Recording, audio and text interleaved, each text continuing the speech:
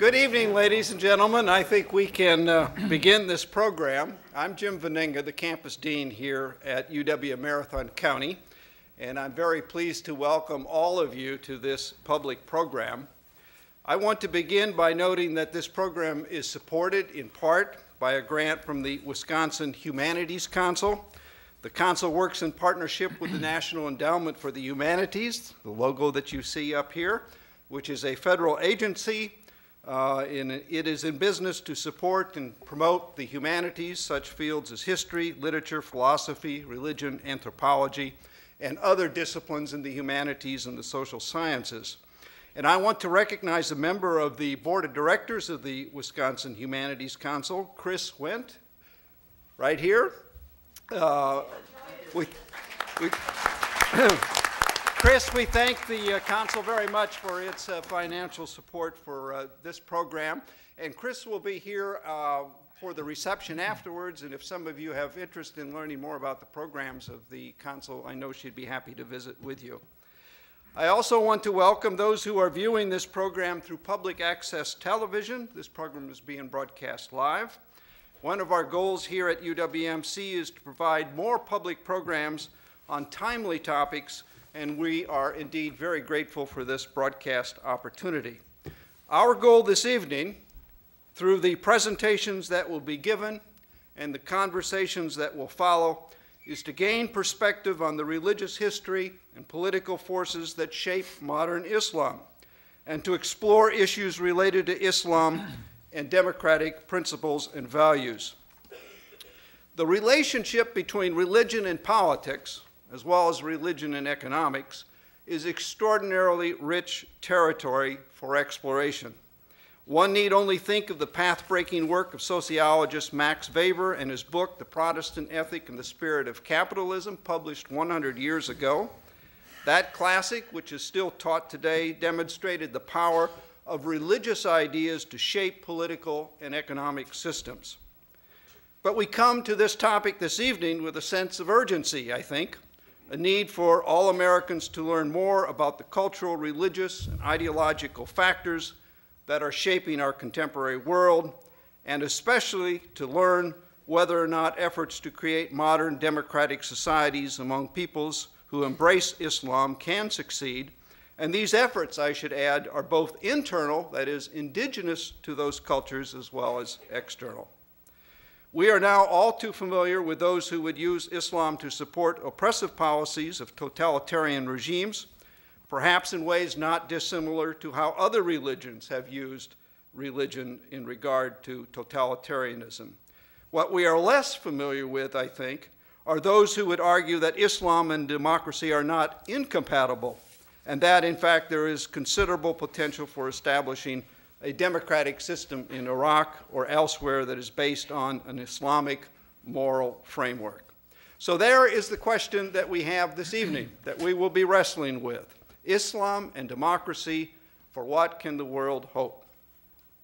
We are deeply honored to have with us this evening Reza Aslan, a scholar of Islamic studies, who holds the title of Robus Fellow of Religious Studies at University of California, Santa Barbara.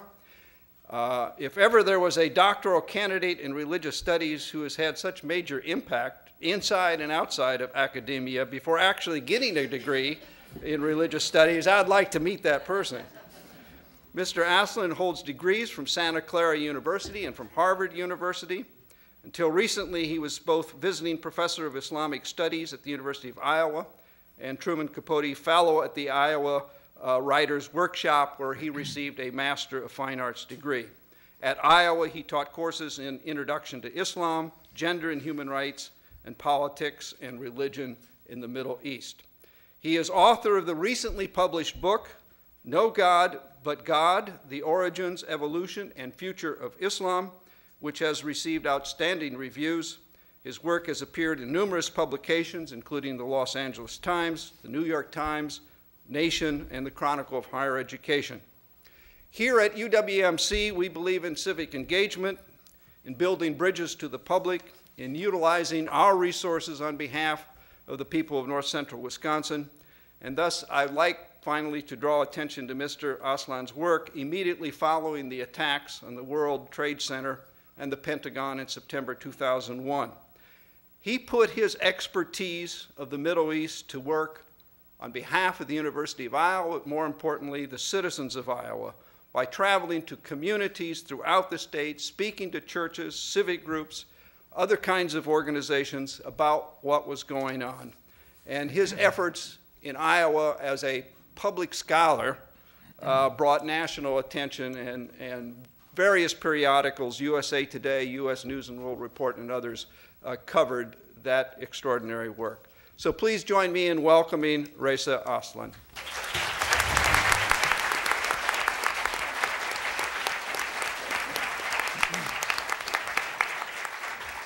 Thank you very much, Dean Veninga, and thank you all for coming out here this evening. It's such a pleasure to be here in Wisconsin and at UWMC.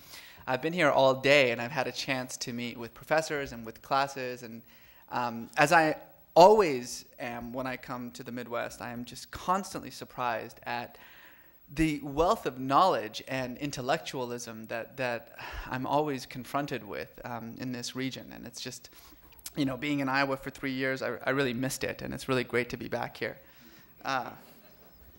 I live in Los Angeles now, so I don't get any kind of intellectualism.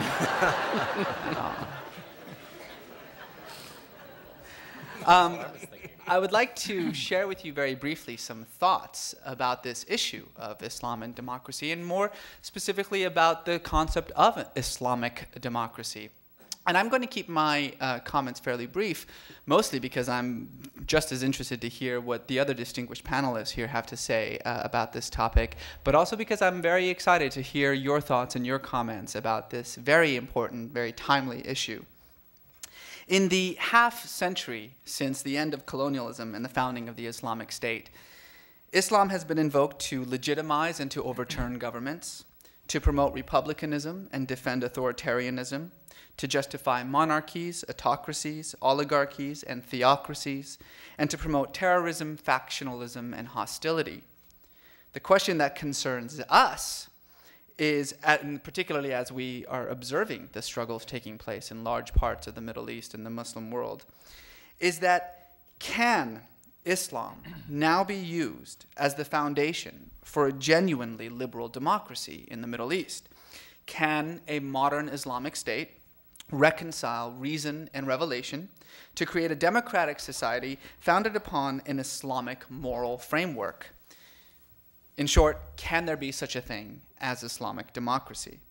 Now, considering how often Islam has been used to justify the actions of brutal regimes like the Taliban in Afghanistan, or the Wahhabists in Saudi Arabia, or the clerical oligarchy in Iran, it is hardly surprising that the term Islamic democracy provokes such skepticism, particularly amongst audiences in the West.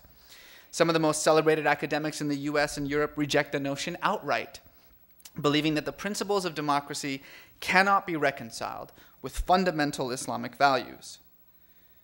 Certainly, when politicians speak of bringing democracy to the Middle East, they most often mean an American, quote, secular democracy, not an indigenous Islamic one. And dictatorial regimes in the Middle East never seem to tire of preaching to the world that their brutally anti-democratic policies are justified because fundamentalists allow them but two possible options: despotism or theocracy. The problem with democracy from their point of view is that if people are allowed a choice, they may choose against their governments. Thus, they base their very survival on what the UN Arab Human Development Report has termed a legitimacy of blackmail. And we have seen the results of that kind of blackmail in countries like Uzbekistan. Now, ignoring for a moment the role these and so many other autocratic regimes in the Middle East have played in creating Muslim extremism in the first place through their anti-democratic policies, there exists, I think, two general arguments in the West, and in the United States in particular, against the possibility of forming a genuinely Islamic democracy. Now, for the sake of ease and at the risk of simplicity, I know I'm being simplistic, we can label these two arguments the liberal argument and the conservative argument. We'll just go with me on this one. What I am flippantly calling the liberal argument, is based on the belief that religion should play no role in politics, that there can be no a priori moral framework in a modern democracy. In short, that the very foundation of a genuinely democratic society must be secularism. The problem with this argument is that it not only fails to recognize the inherently moral and religious foundation upon which a large number of modern democracies are built, it more importantly fails to appreciate the difference between secularism and secularization. As one of my former teachers, the great Protestant theologian Harvey Cox, has noted, secularization is the process by which certain responsibilities pass from ecclesiastical or church authorities to political authorities. Whereas secularism is an ideology. It's an ideology based on the eradication of religion from public life. Secularization implies a historical evolutionary process in which society gradually frees itself from religious control and closed metaphysical worldviews. Secularism is itself a closed metaphysical worldview, which, according to Harvey Cox, functions very much like a religion. For example, Turkey is a secular country in which outward signs of religiosity, such as the veil, are forcibly suppressed in much of the public realm. With regard to ideological resolve, one could argue that there is little that separates a country like Turkey, a secular country like Turkey, from a religious country like Iran. Both ideologize society. The US, however, is a secularizing country, unapologetically founded upon a Judeo-Christian, and by the way, anytime anyone uses the term Judeo-Christian, what they mean is Protestant, moral framework. It's true. As recognized nearly 200 years ago by Alexis de Tocqueville, and as we are constantly reminded by certain sectors within American society, religion is at the foundation of America's legal and therefore political system. It not only reflects American social values, it very often dictates them.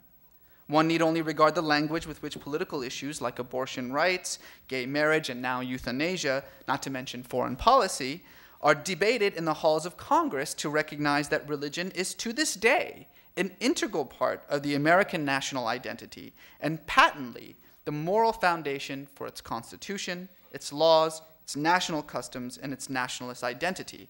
This is, after all, a country in which, according to a recent Newsweek poll, 81% of Americans consider themselves Christian. A country in which our commander-in-chief has his ideological roots in a Texas Republican platform whose charter states that, quote, the U.S. is a Christian nation, and who has implemented what many regard as a theopolitical policy that, as Bob Woodward and others have reported, involves a conscious decision to cast his vision and that of the country in the grand vision of God's master plan. My point, and I'm sure this is something that the other panelists will disagree with, is that despite what school children read in their history books, the reality is that the separation of church and state is not so much the very foundation of American government. In fact, some would even argue, some people have argued that it's not even the foundation of the Constitution, as it is the result of a 250-year secularization process based not upon secularism, but upon pluralism. It is pluralism, not secularism, that defines democracy. A democratic society can be established upon any normative moral framework as long as pluralism remains the source of its legitimacy. The state of Israel is founded upon an exclusivist Jewish moral framework that recognizes all the world's Jews, regardless of their nationality, as citizens of the state, and provides them with material benefits and privileges over its non-Jewish citizens, and in which the Orthodox rabbinical courts have sole say in who is and who is not a Jew. England maintains a national church whose religious head is also the country's sovereign, whose bishops serve in the upper house of parliament, and whose citizens are obliged to pay for the religious education of its children. India was, until quite recently, and may very well be so again, governed by partisans of an elitist theology of Hindu awakening, bent on applying their implausible but enormously successful of true Hinduism to the state. Bhutan is founded upon a Buddhist constitution, which dictates that all citizens must, under the law, show compassion to one another. And yet, like the United States, these countries are all considered democracies, not because they are secular, but because they are, at least in theory, dedicated to pluralism. So, to put it in the simplest terms, the difference between a democracy and a theocracy is not secularism, but pluralism. Now, this is precisely what is meant by Islamic democracy. An Islamic democracy is not a theo-democracy, but a democratic system dedicated to the ideals of pluralism and human rights, constitutionalism, the rule of law, the separation of powers, popular sovereignty, all of the principles that make a society democratic, but founded upon a distinctly Islamic moral framework and open to the historically inevitable evolutionary process of political secularization. Now, I think it is here that the conservative argument against Islamic democracy comes into play, or what I'm jokingly referring to as the conservative argument. For while most conservatives in this particular group that I'm referring to agree that the foundation of our American government is a religious one, while some maintain that the moral values that gave birth to and formed the unique identity of our country should be emphasized in the political realm, while they insist that not only can religion play a role in politics, but that it must, particularly in a democratic society, their argument is based on a sense of Christian exceptionalism. Put another way, what this argument claims is not that religion should have no role in politics, but that Islam should have no role in politics. Now, such anti-Islamic bias is understandable. It comes from a widespread ignorance in parts of the West about the true nature of Islam, the Islam of 1.2 billion people worldwide. As I say, in some way, this ignorance is understandable given the disproportionate media attention given to those tiny groups of Islamic militants and extremists who continue to engage in such spectacular acts of public violence for the sole purpose of receiving precisely the kind of attention we give them. Let us not forget that terrorism is the tactic of the weak. Its primary purpose is not the achievement of a specific political or social goal. Indeed, often its intended goals, such as the creation of a world caliphate or the destruction of Israel, are as incomprehensible to the terrorists themselves as they are to us. That is precisely why, by the way, they are forced to frame their agendas in these cosmic terms. It's a way of giving their followers the impression that they are participating in a supernatural drama, in a cosmic war that provides hope for some sense of victory when the struggle cannot be won in any real terms.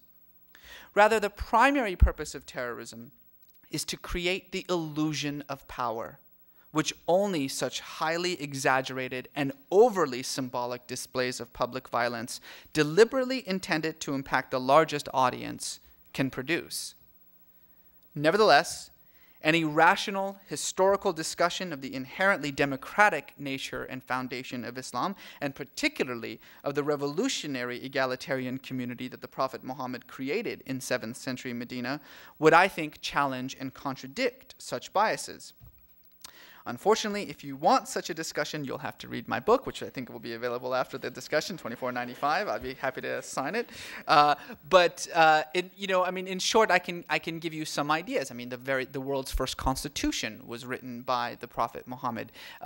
These revolutionary rights and privileges that were given to women, by the Prophet. The egalitarian social values, the destruction of any kind of ethnic or class identity in the communities.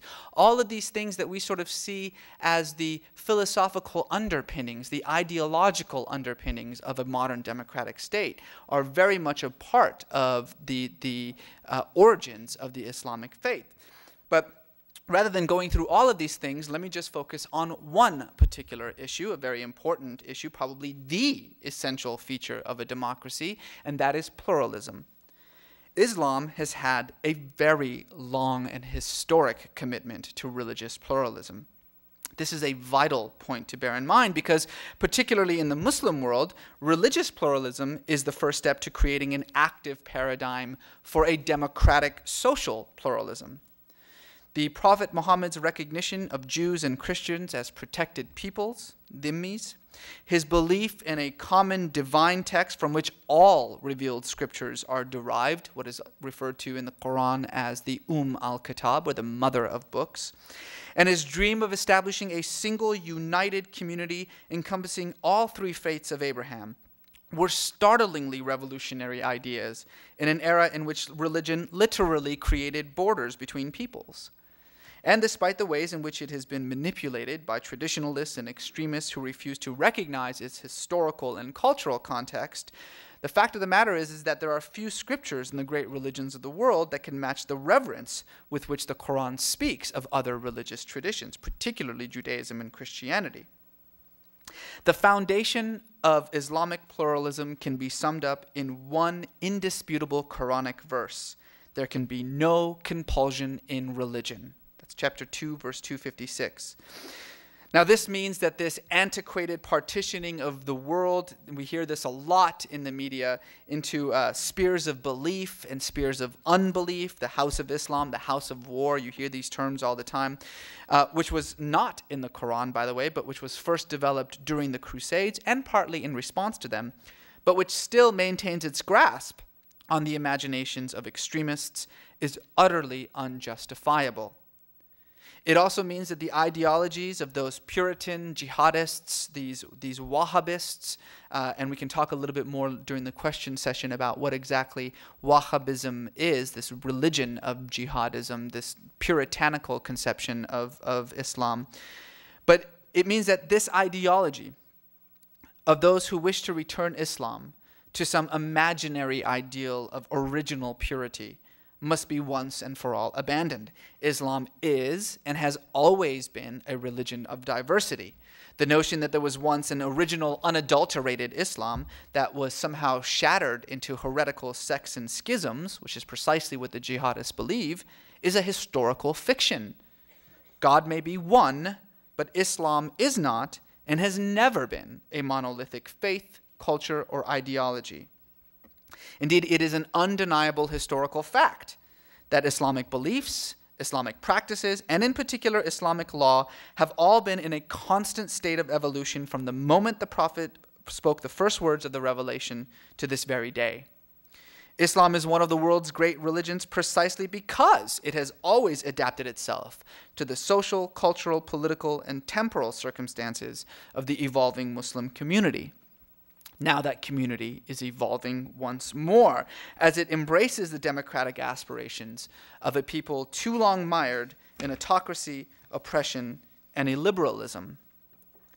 The fact of the matter is that the vast majority of the more than 1 billion Muslims in the world already accept the fundamental principles of democracy.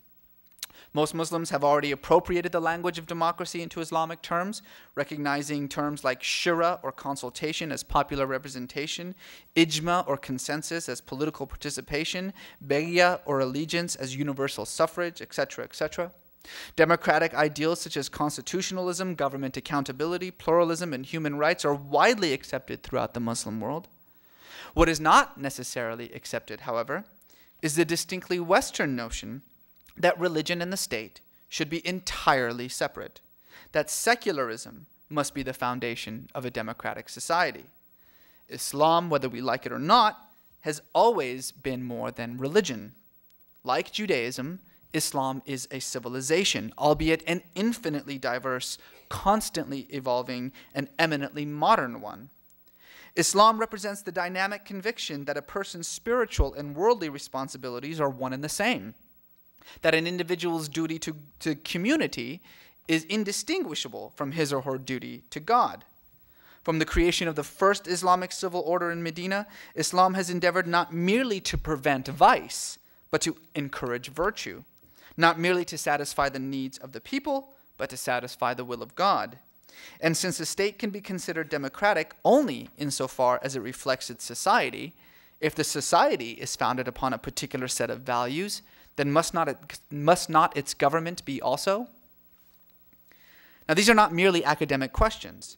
If democracy is to have a chance in parts of the Middle East, it must be nurtured from within. It must be founded upon familiar ideologies, and it must be presented in a language that is both comprehensible and appealing to the indigenous population. These days, I think there is a tendency to regard American democracy as the model for all the world's democracies. Yet only in America is American democracy possible. It cannot be isolated from American traditions or values. The principal lesson to be learned from the political and social chaos left behind in the wake of Europe's colonial endeavor is that democracy, if it is to be viable and enduring, can never be imported. Now, what does this mean in practice? Well, first, it means that religious factions in the region must be encouraged to participate in the political process for democracy to flourish. The primary difference between many of these Muslim organizations in the Middle East and, say, Christian evangelical organizations in the United States is not in their aspirations. Both groups wish to inject society with their own religious values, but rather in the access that they have to the political realm. While religious opposition in the United States is given a free voice in American society and encouraged to share their moral values with the public so that the people can decide for themselves whether to accept or reject those values, religious opposition in most of the Middle East is often labeled as radical or fundamentalist or terrorist, and consequently denied any public forum to air their grievances. Certainly, there are those religious extremist groups who have no interest in establishing anything other than an oppressive, archaic theocracy, and really don't want to take part in the democratic process. Those groups must be opposed by any means necessary. But when even legitimate religious opposition is discouraged or outlawed, the unfortunate result is that it becomes radicalized. This is precisely what happened with the Muslim Brotherhood. It is what happened with the clerical opposition in Iran. It is what is happening in Egypt, in Pakistan, and in Jordan, and in all the autocracies of the Arab world. As the same Arab human rights report that I cited earlier concluded beyond a shadow of a doubt, it is precisely the lack of avenues for peaceful change that has become the underlying cause of religious extremism in the region.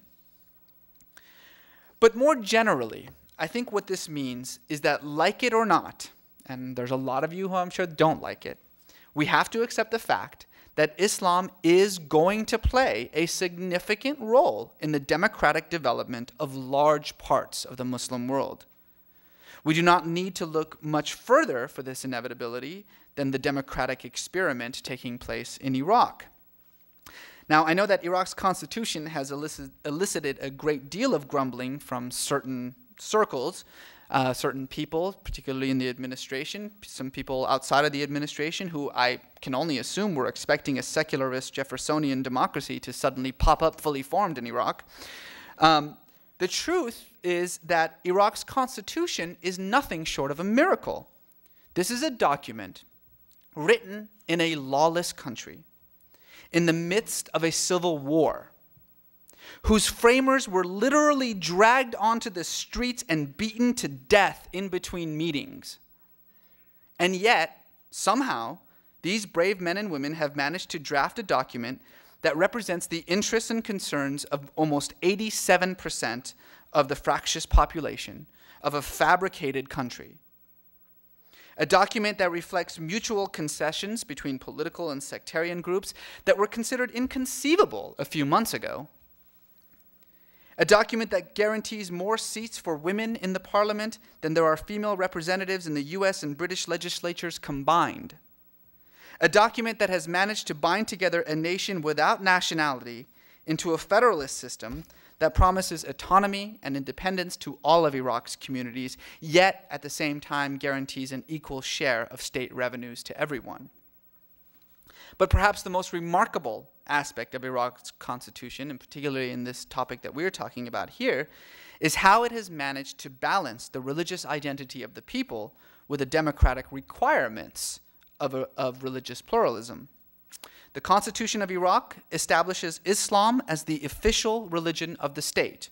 Of course it does. 96% of Iraqis are Muslim. And makes it a source of legislation, which is precisely how the UK views Anglicanism. While it states that no law can be passed that contradicts the fixed principles of Islam, it not only leaves those principles to be defined by the natural democratic process. So in other words, it doesn't define what those fixed principles are. It leaves that to the changing needs and the changing ideas of the Muslim community, of the Iraqi community. It also states that no law can be passed that contradicts the basic rights and freedoms defined by the Constitution. And among the first of these rights defined and enshrined in the Iraqi Constitution is the right of all individuals to complete freedom of beliefs and religious practice. Now, of course, in practice, the religious rights of individuals will be limited by the moral values of the state. But that is true of all democracies. There is no such thing as unimpeded religious rights.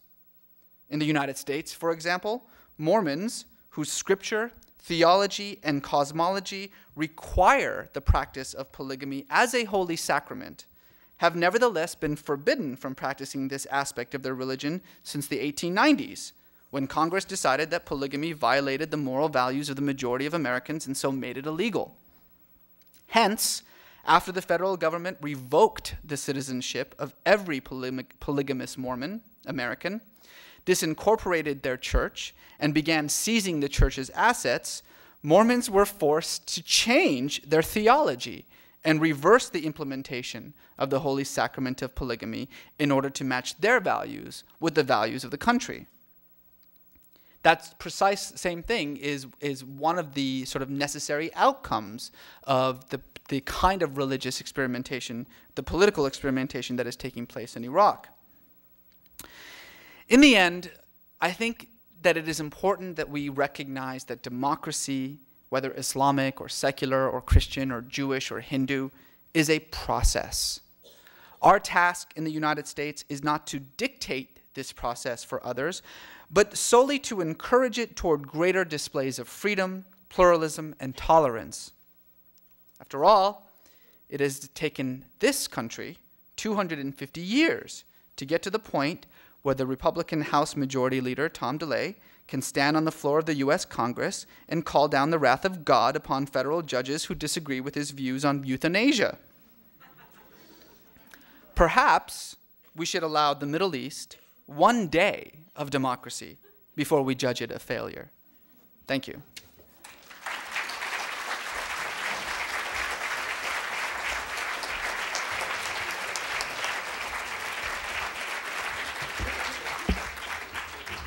Thank you, Mr. Aslan. Thank you very much. You've gotten us off to, I think, a wonderful start here this evening.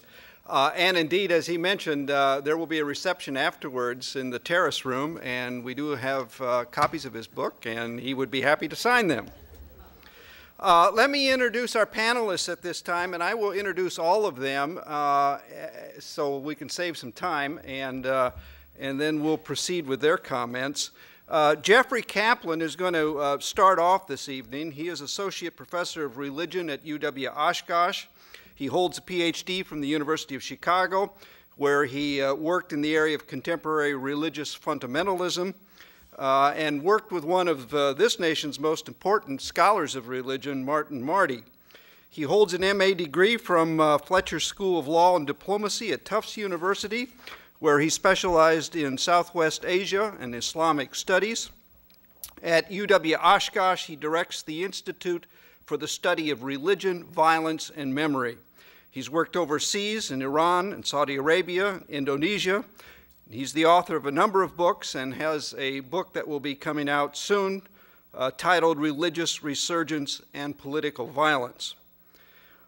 Fiza Ratzvi is a Muslim peace activist who lives in Stevens Point. She was born in India with an Iranian ancestry. She attended Catholic schools in India and feels very grateful for having grown up in a rich, multicultural, multi-religious background. She moved to the United States in 1976 and has lived in Wisconsin since then. She homeschooled 4 children, or 3 children, I guess it was, but managed over the years to keep working on her undergraduate degree at UW-Stevens Point, and she's now in her last semester, and she will graduate with a degree in special education. I became familiar with her through an article that was published in the Wausau Daily Herald some time back. I think that she's really helped readers and audiences throughout north central Wisconsin understand the faith that unites the majority of Muslims, and she certainly has provided a kind of context for understanding sectarian conflict. Jeff Lee is Associate Professor of History at UWMC, where he teaches a variety of courses from World, Middle Eastern, European, and East Asian history. He developed a new course for UW colleges called The Modern Middle East. His research interests focus on 19th century Bohemia, especially on the Bohemian periodical press. He holds a PhD degree in history from Indiana University, where he worked closely with faculty members in East European and Russian fields. Kevin Hermaning is the principal owner of Hermaning Financial Group, based in Green Bay and Wausau, an investment and financial planning firm. He has earned the Certified Financial Planner designation, awarded by the College of Financial Planning in Denver, Colorado. What brings him to the stage this evening, however, is not his financial expertise, although we could probably all benefit from that, but the fact that he has long-standing interest in foreign policy and security issues. And that interest stems in part from the fact that he was one of 52 Americans held hostage in Iran for 444 days, beginning November 4th, 1979. That was the day, you will recall, when Iranian militants seized the U.S. Embassy in Tehran and captured a group of U.S. diplomats, servicemen, and civilians. And Mr. Hermaning was 20 at the time, and I believe the youngest person captured. He's a frequent speaker on foreign policy and security issues. And I should also tell you that he, too, is in his final semester of completing a business degree from UW-Stevens Point on this campus through the collaborative degree program. So we better give you a round of applause.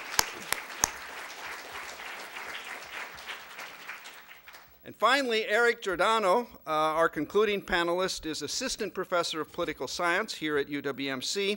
He teaches a wide range of courses, including Introduction to Politics, American Government and Politics, Comparative Politics, International Politics, and with Jeff Lee, he teaches a course on terrorism. He holds a PhD degree from the Fletcher School of Law and Diplomacy, with a primary focus on national and international security studies. So let's welcome all these panelists, and we will begin with Jeffrey.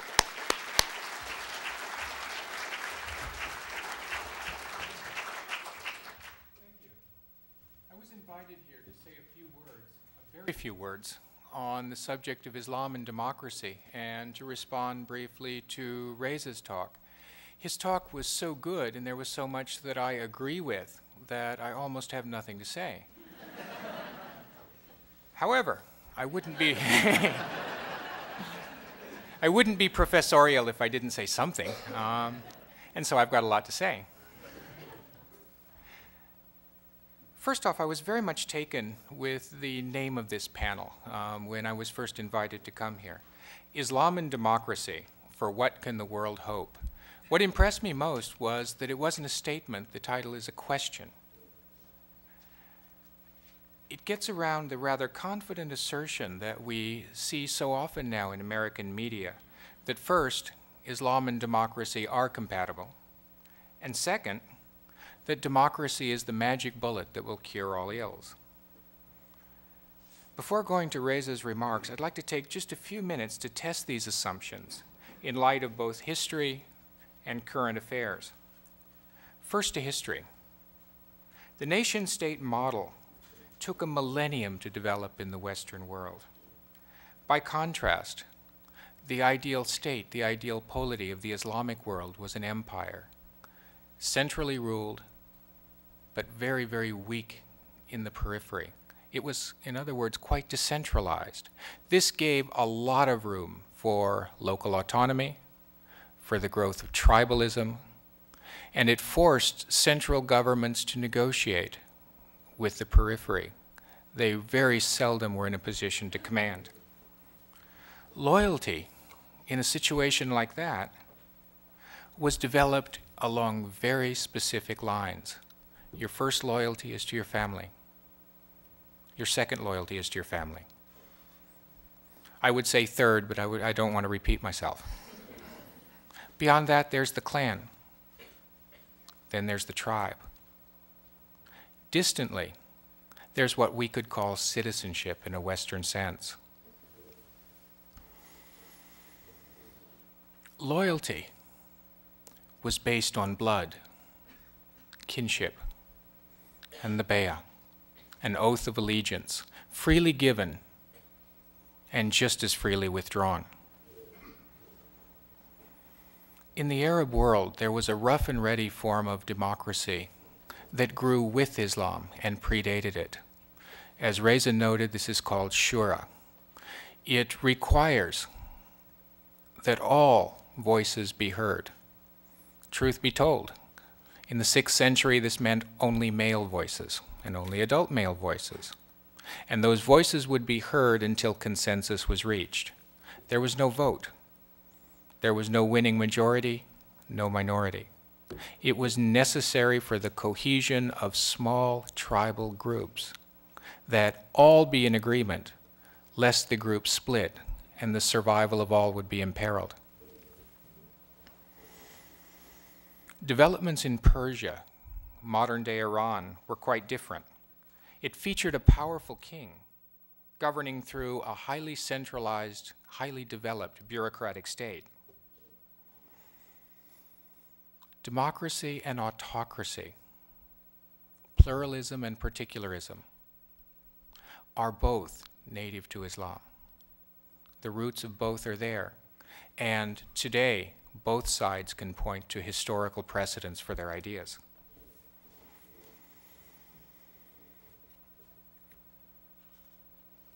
It would seem that the seeds of democracy have deeper roots, though, in the Arabic-speaking world, such as Iraq, than they do in the Persian-speaking world, such as Iran. But that's what makes the Middle East such a wonderful place. As I always warn my students at the beginning of class, nothing in the Middle East is as it seems. There's always something deeper and something below that. And then eventually you may get to the truth, but nobody's going to see it. It's known only by God.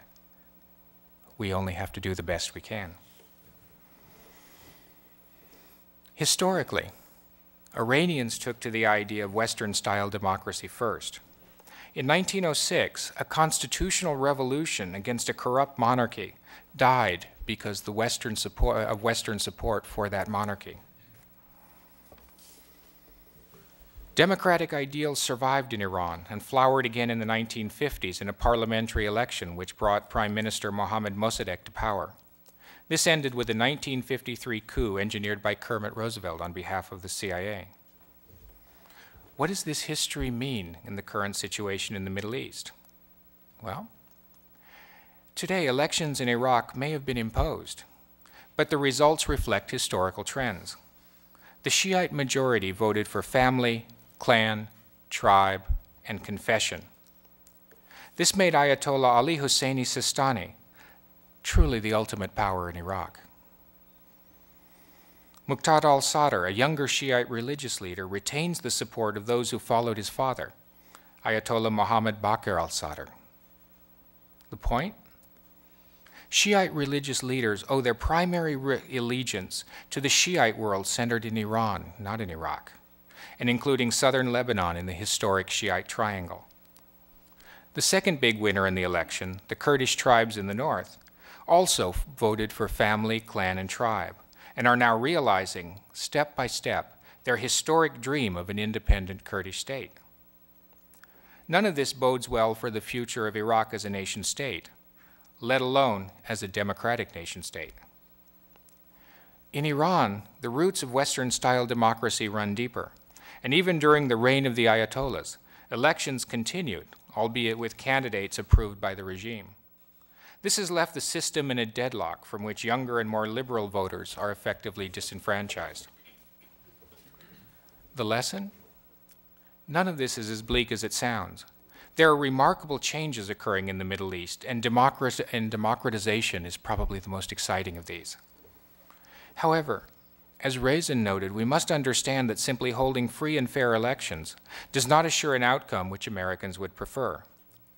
Western-style Democrats committed to civil liberties and women's rights, for example, might in most Middle Eastern nations be overwhelmed by those who will cast their votes for narrower interests of family, clan, tribe, and confession. And what will emerge may not be at all what American policy had hoped to create. That said, I'd like to move to some of Reza's points that really caught my attention as he was speaking. His idea of secularization is absolutely key to developments in the Middle East. Should be noted, again, this historical context. In the 1920s, there was an era of radical secularization from Turkey to Iran. The project was much more successful in Turkey than in Iran, and even there is changing. The Islamic movement is gaining ground in Turkey very quickly, and what had been the one truly secular state in the Middle East is beginning to develop an Islamic movement that democratically looks like it will come to power if given the chance.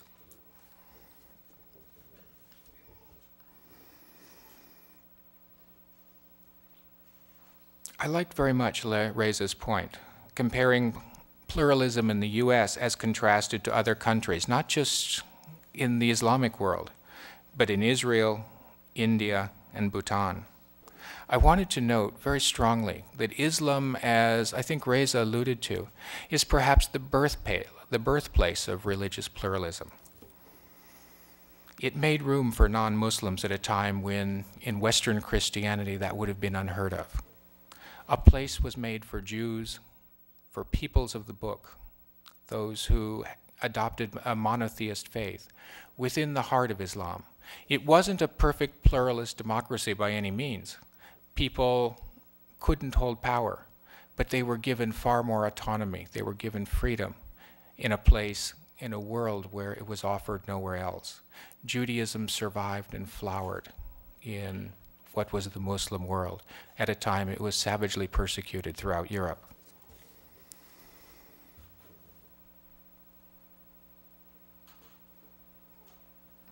Islam also created within it the seeds of those very liberal democratic values which we so much prize for ourselves today and so much hope will be adopted in what is now the chaos of Iraq.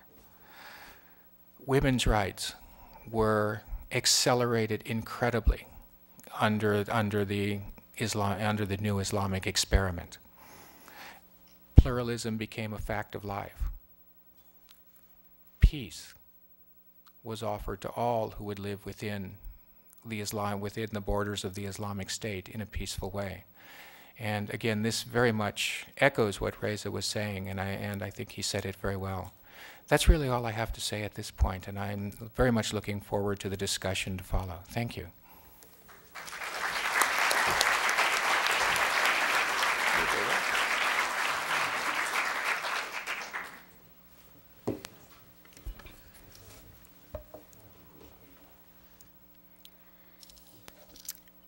Dear organizers, our keynote speaker, Reza Aslan, and my fellow panelists, and most of all, my fellow citizens who are here today, I'd like to greet you all with a universal Islamic greeting. Assalamu alaikum, peace be with all of you. I'm honored and I feel very privileged today to be among scholars and authors, professors, whereas I myself am just a humble citizen like one of you. But just because I happen to be a Muslim and live in this community, I got on this panel. So there's nothing special about me.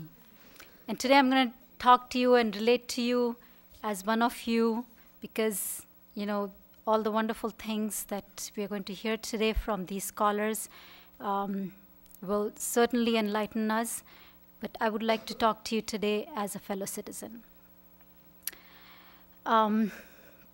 I've lived here, as they said, for 28 years, almost 29, and Stevens Point is home to me and my children.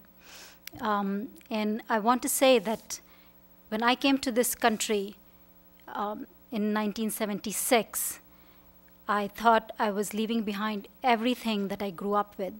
And today, 29 years later, I feel very comfortable in this community. This community has given me and my family a lot.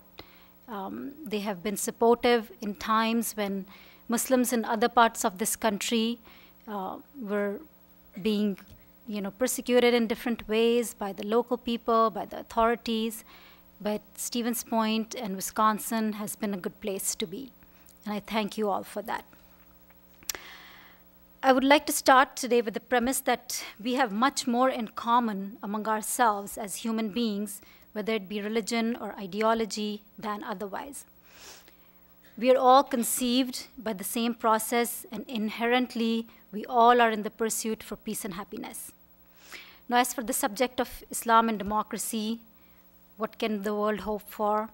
I would like first to ponder upon a little bit, what are we trying to, for whom are we trying to hope? Are we trying to hope for a better America by asking if Islam is compatible with democracy, or are we trying to hope for a better life for the folks in the ravaged Middle East? If democracy, my friends, is defined as a government by the people whose vested interest lies in the well-being of its people, and if democracy is rule of the majority, favoring social equality, then Islam, like Reza just told us, has had these ideals right from the time of Prophet Muhammad, 14 centuries ago. What it does not mean, what democracy does not mean, is that because we happen to command military power in the world, that we can define democracy in the terms that we see it, and then impose this on those who are vulnerable and defenseless at this time. It also does not mean that if a majority decides to rob the banks in ravaged New Orleans, and that this is the majority, that their opinion should prevail. Or that when militant fanatic leaders, whether in the West or East, give out proclamations of death and destruction, that we should blindly and dumbly follow them.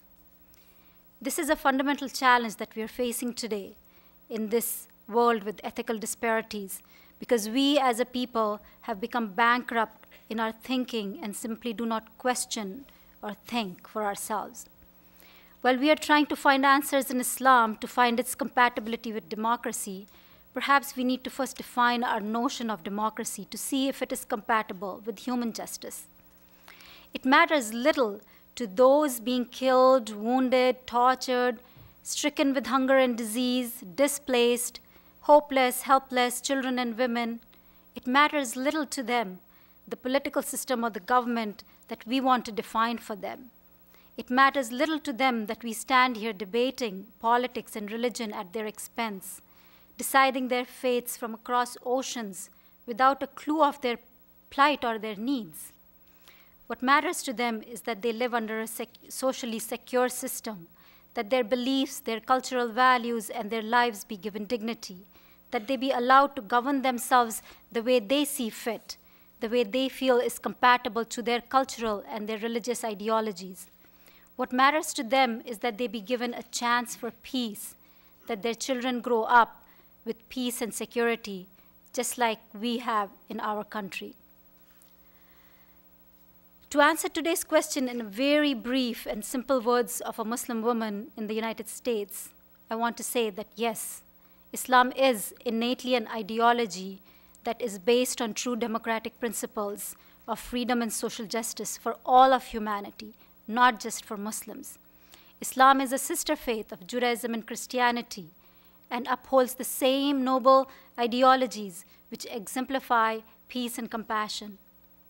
While I feel reprehensible at the acts of those who carry the label of Muslims and violate every noble principle of Islam and the noble teachings of the Prophet Muhammad, I also feel saddened by the unchristian standards of might and power that some who claim to follow one of the most noble, remarkable, compassionate man that ever lived, Jesus Christ. As a result of Islam's social ideals, for years, people of all faiths have lived peacefully with all full security under the system of Islam, just like our other two speakers have said. A close look at Islam's history will reveal that this historical fact that a Muslim lady 14 centuries ago could own a business, employ people, and that Prophet Muhammad's social reforms gave rights of property ownership, inheritance, right to marry and divorce, the right to speak up and counsel. He challenged a society where women were treated like property, girls were buried alive, all within a short period of 2 decades, and turned it around forever. Compare this to what had happened in our own country less than 100 years ago. Had I, as a woman, been living then, I would not have had the right to vote. The Noble Quran also relates the story of a handful of early Muslim youth who were being persecuted by the Quraysh just for the fact that they wanted to believe in one God and not worship the idols. These young men were sent to Abyssinia, now Ethiopia, to the king Negus, who was a Christian king. The Prophet Muhammad knew of the values and ethics of the Christian religion, and he knew that these people would be sheltered and cared for under this king, and that's exactly what happened. And I wish that we, as Muslims, Christians, Jews, Hindus, Buddhists, will all learn from this, that we are all brothers. We all ultimately will be united by one God, the universal God. Neither my few minutes here or our panel is going to solve century-old issues. But what we can do is we can sustain a dialogue with mutual respect in a healthy environment that fosters reciprocal desire to achieve peace for all people, everywhere, irrespective of their nationality, color, faith, gender. Inshallah, as we say in Islam, God willing. I would like to encourage you all, finally, to read and explore all points of views, rather than just listening to Mr. Aslan or the panelists here. Become informed for your own selves and leave our ignorance behind and look beyond what we are seeing in the media. From where I stand, I see a clear, lucid view of Abraham, Moses, Jesus, Muhammad, Buddha, and many great prophets and men of God, men of peace and justice, men of humanity, standing hand in hand in humility, in peace and harmony, hopeful for their followers. On the other side, unfortunately, I see ignorance, arrogance, might, greed, gloom, destruction. Unfortunately, all in the name of these beautiful men. I would like to finish with a quote from the Bible. As Jesus said, "Blessed are the peacemakers, for they shall be called the children of God." Wassalam, and peace be with you. Thank you.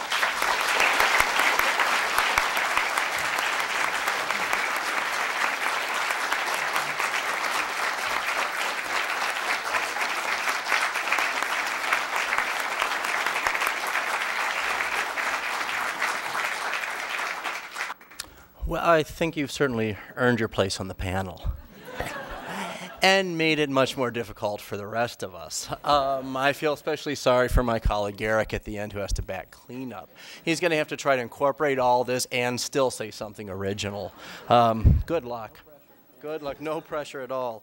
It's a horrible kind of thing to be sitting and saying, somebody is saying what exactly I wanted to say, to be sitting here with that situation.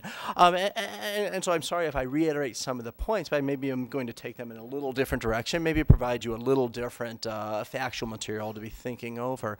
I would address our title as well, and maybe a little more critically. Islam and democracy, right? Two substantives, two nouns in the singular case. As anyone who knows any history knows, that's ridiculous, right? Just like Christianity, just like Buddhism, there isn't a single one thing there. As Reza Aslan points out very well in his book, Islam, of course, has been evolving. It's been evolving among many different pathways since its beginnings. as all religion does. I think you only should be thinking about it in the collective, not as a singular. Same thing with democracy, right? We would have an awfully hard time coming up with a singular vision, a singular definition of democracy. Even if we could all agree, we would find precious few, if any, examples of its practice in all of human history. In fact, it's an interesting thing. Are we thinking about constitutions? Are we thinking of representative government, elections? Well, guess what? They've had those in the Middle East. They've had those in the Middle East in the last 100 years or so. Ottoman Empire established its first constitution in 1876. Now, it didn't last very long. By 1878, excuse me, the assembly was closed. The Sultan didn't like the fact that they had begun to criticize him. Okay? Egypt, an assembly of delegates in 1866. It's going to last until 1880 when what happened? The British invaded, shut it down. They were afraid that a constitutional revolution that was underway there to establish a full, by the rules of that day, democratic system would close them out of Egypt, as they should well expect it would have. We go on to Iran, 1905 to 1911, we have a constitutional experiment. We also have a constitutional experiment from 1945 to 1953, shut down with the help of our own CIA, which was a fledgling organization at the time. This is well documented. It's not conspiracy theory. We have the Republic of Turkey, constitution in 1924. We have Iraq, constitutional system, 1921 to 41, when they were invaded by the British, and then again 1945 to 1958, when it fell to an internal coup. Not the first, of course, but the 8th. The 10th in Iraqi history. There's been experiments with these kinds of things. There's been efforts, there's a tradition there that can be worked on.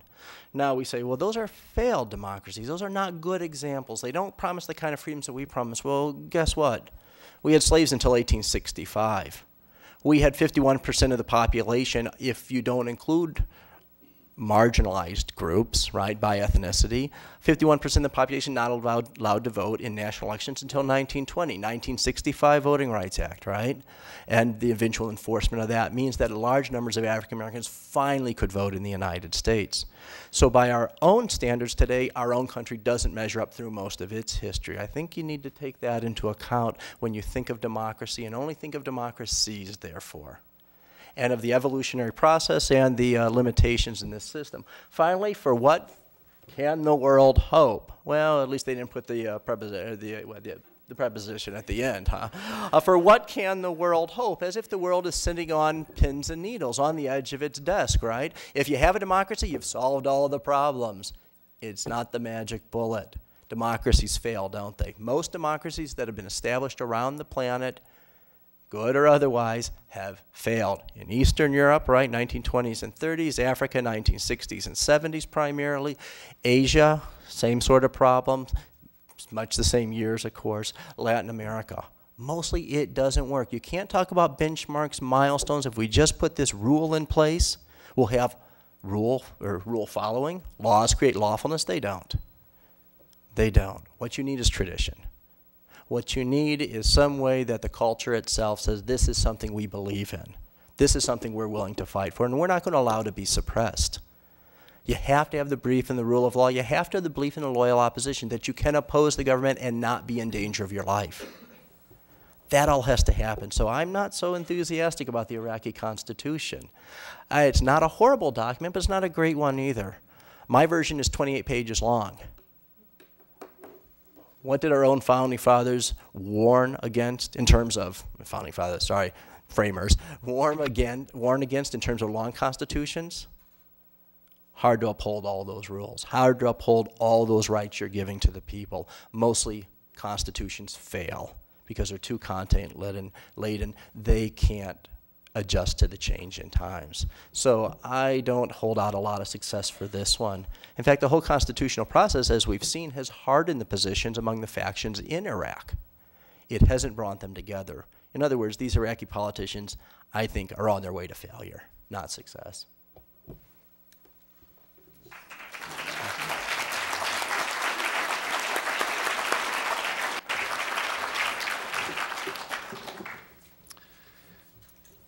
For about 25 years now, I have had the privilege of traveling throughout the state of Wisconsin,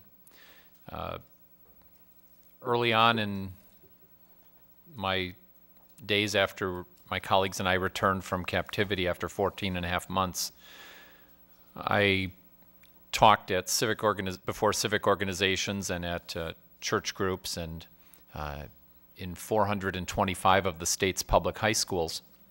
And I spent a great deal of time not only sharing my experiences, but also dispelling a lot of misconceptions, bad judgment, errors, a poor take on history, the lumping in of stereotypes, such as all Arabs are the same. What do they know in Iran? They're blowing themselves up anyway. They're supporting the Hezbollah. They're supporting the Hamas. And I spent a great deal of time talking to people about how my first 3 months that I was in that country, whereas Marine Guards at our embassies are required to take 3 hours of language training per week, I loved my 3 months there before I was taken captive, and I took 5.5 hours of language training each week and learned a little bit of Farsi, as I had done a year earlier in Japan. And I came to love the people of Iran, and would suggest, as I have for 25 years, that the people who support the mullahs today are the same people who supported the Ayatollah and the mullahs then, and it represents probably 6 to 12% of the country's population. I spoke a couple of weeks ago at a group, and I was in New York City when the president of Iran, I don't believe he was really elected, although you're right, they had an election. He was selected certainly by the mullahs. Ahmadinejad was in New York City on the same day that I was in New York City, and we see a lot of misconceptions that perpetuate yet to this day. Iranians aren't Arabs. Only 6 to 12% of the people would have endorsed the seizing of a diplomatic mission inside of their country. The most radical elements get all of the headlines, and you're right, Reza, that's what we see in Western news media. That is what we have become blindsided with, and there hasn't been the opportunity for dialogue and the opening of conversations that may someday lead to the rapprochement that perhaps we ought to be seeking more quickly, if in fact we can find the people and are willing to support the people who are interested in bringing about a democratic, small d, type of government in Iran and in many parts of the Middle East.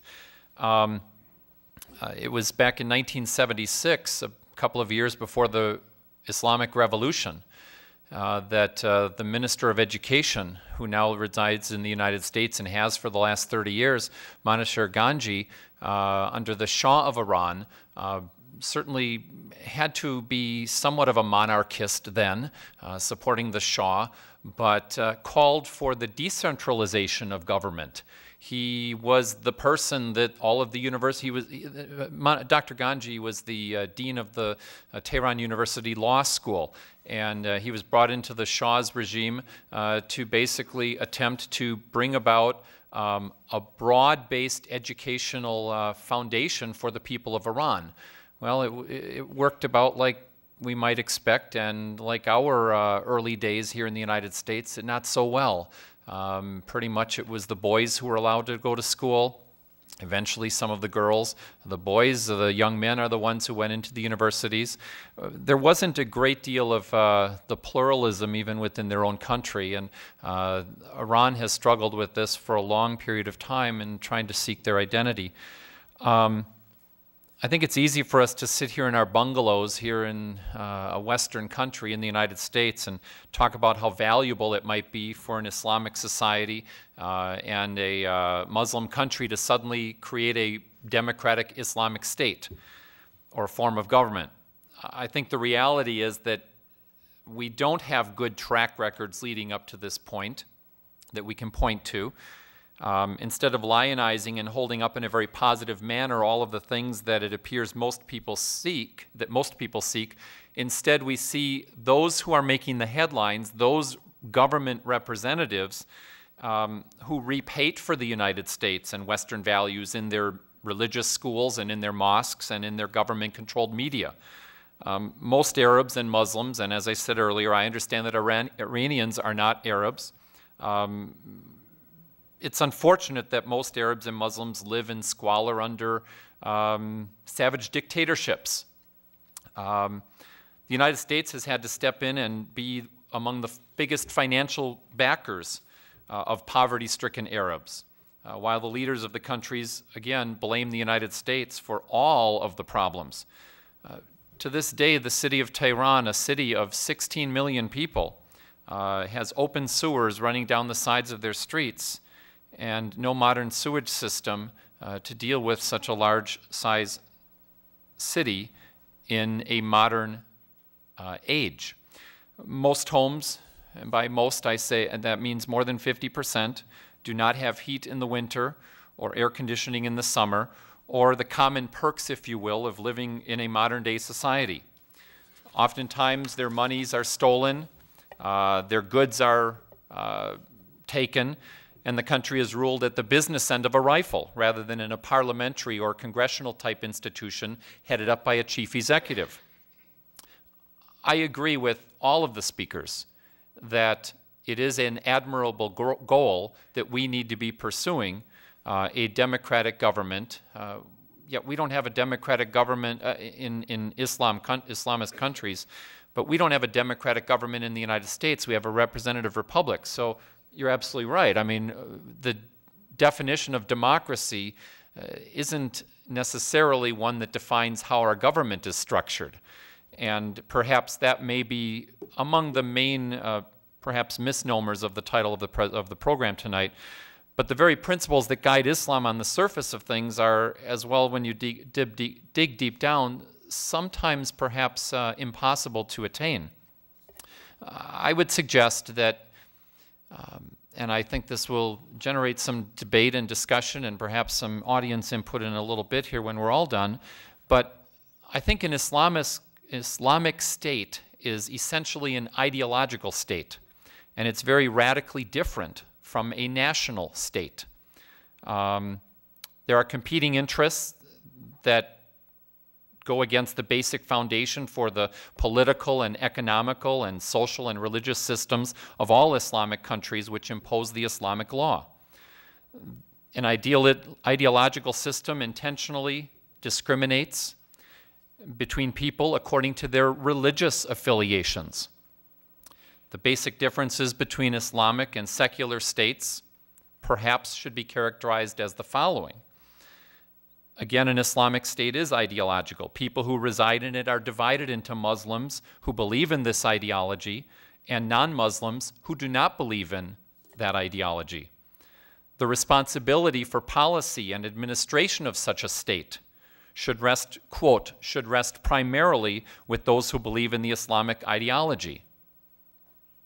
That is what many of those who are seeking an Islamic-type state are suggesting. Non-Muslims, therefore, cannot be asked to undertake or be entrusted with the responsibility of policymaking. And certainly the more traditional view, which Reza does not ascribe to, of the theocratic state or the Islamic state, is the one that has won out over all of these many attempts at creating a true democratic-type government. I think also an Islamic state is bound to distinguish or even discriminate between Muslim and non-Muslim. For example, Islamic Sharia law guarantees to non-Muslims certain specifically stated rights beyond which they are not permitted to meddle in the affairs of the state because they do not subscribe to the ideology. Once they embrace the Islamic State, however, they then become equal participants in all the matters of the state and the government. For just a moment, I want to touch on a look at freedom of speech and religion and expression. And I think in that you'd find that pretty much any type of criticism against the Islamic faith and government is objected to, oftentimes in a violent manner. Moreover, it helps the non-Muslim. The non-Muslim in an Islamic state is not able to express the positive aspects of their own religions except in and among themselves. They don't have access to the media, or they can't advertise on TV or the radio. Perhaps one proposal might be to allow freedom to non-Muslims, but only, again, among themselves. Otherwise, they might be subject to penalties. Muslims are allowed, however, according to the Quran, to propagate their faith among all religious sects without any limitations. Non-Muslims are not treated as citizens by any Islamic state, even if they originated in the land. To say otherwise would be inaccurate. Justice and equality require that any Christian Pakistani, a Turk, or an Arab be treated as any other citizen of his own country. He deserves to enjoy the same privileges of citizenship regardless of his religious affiliation.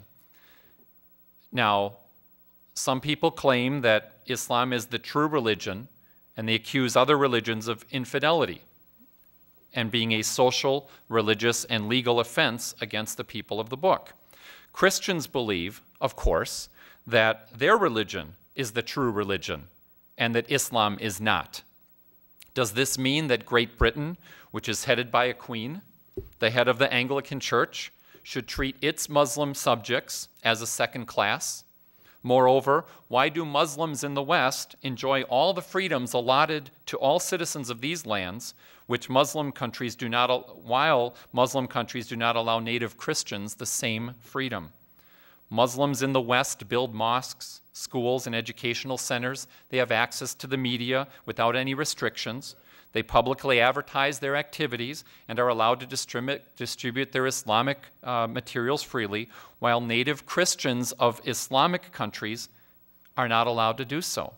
Why are Christians in the West allowed to embrace, why do Christians in the West embrace any religion they wish without persecution, while a person who chooses to convert to another religion in the Islamic country is considered an apostate and must be killed if he persists in his apostasy? Democracy and Islam are not incompatible, but an Islamic democratic state, I believe, is not the utopia that Muhammad sought to bring about. And a careful and close reading of the Quran would suggest that even in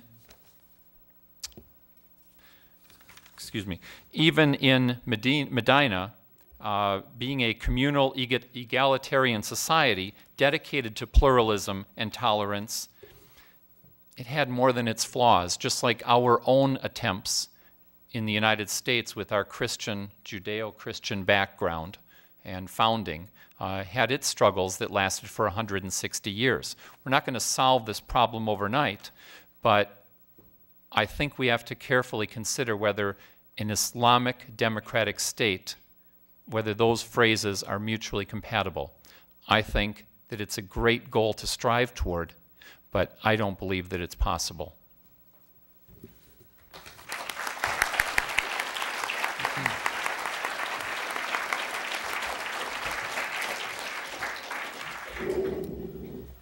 Thank you, Dean Veninga. Thank you, panelists. And thank you, Jeff, for making my job that much harder. You know, being last isn't really all that bad, as I fall under the biblical injunction that the last shall be first and the first shall be last, or the other way around. And therefore, Reza, I just want you to know I will be the first in line to have you sign my book. And you can pay me later for that plug. Okay, I have a couple little stories I want to share with you to make a point. I'm borrowing these stories actually from Robert Shediner, who is a PhD from Luther College. In his seminal treatise, Islamic Government, the Ayatollah Khomeini related a tradition about a British officer during the occupation of Iraq, during the colonial period. And the officer is said to have asked, "Is this the call to prayer that I'm now hearing from the minaret, and is it harmful to British policy?" And when he was told it was harmless, the officer replied, "Then let him call for prayer as much as he wants." So Khomeini goes on to instruct his audience that, in fact, the powers that be in any state or any community would have not only the British subjects and citizens to believe that Islam is no threat, but also to have Muslims themselves consider that their religion is relegated essentially to the private sphere and private practice, when in fact this is not true, nor a tradition of the Islamic religion, which tends to combine both private practice and public works or acts. Similarly, fast forward a little bit to a contemporary South African Muslim scholar, a leading voice in the progressive Muslim movement, Farid Isaac, who relates that during the period of apartheid in South Africa, it was common for the South African government to argue that there was no need for Muslims to participate in the anti-apartheid movement because, after all, they enjoyed complete freedom of religion in South Africa.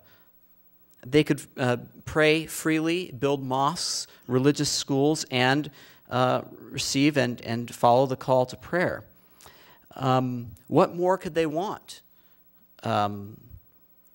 since they could freely practice their religion? Well, it turns out, according to Zach and other South African Muslims, that in fact they believed in the anti-apartheid movement and did take part in the movement because, for similar reasons that the Ayatollah Khomeini stated earlier, it is not a tradition in Islam to maintain a private practice of religion. Religion, I'll just quote Isaac for a minute, "The separation of this worldly and otherworldly matters has never really struck a responsive chord in the world of Islam." And if you combine these two stories, one theme that comes out of them, although certainly Isaac and the Ayatollah Khomeini differed completely on their vision, for example, of the role of women in society and freedom and democracy. The one thing that they had in common, though, is they essentially are arguing that religion, for better or worse, is a social construct. Or in other words, you cannot separate religion from the milieu in which it emerges or in which it is a part of. I think to some extent, Reza Aslan has raised this point. Certainly his book is all about the history of the social construction of Islam, and with all due respect, his book is in itself a social construction and an attempt to construct Islam in a way that makes it seem, and perhaps reasonably, that Islam and democracy are indeed compatible.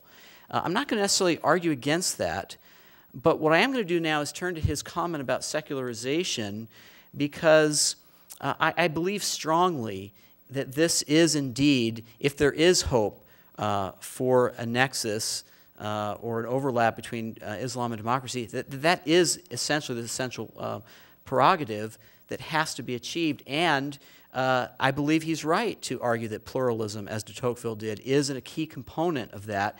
But I think it's also important to understand that pluralism is, fairly easily discussed as an abstract concept and very difficult to put into practice in a meaningful way to achieve a democratic society, as Jeff alluded to earlier.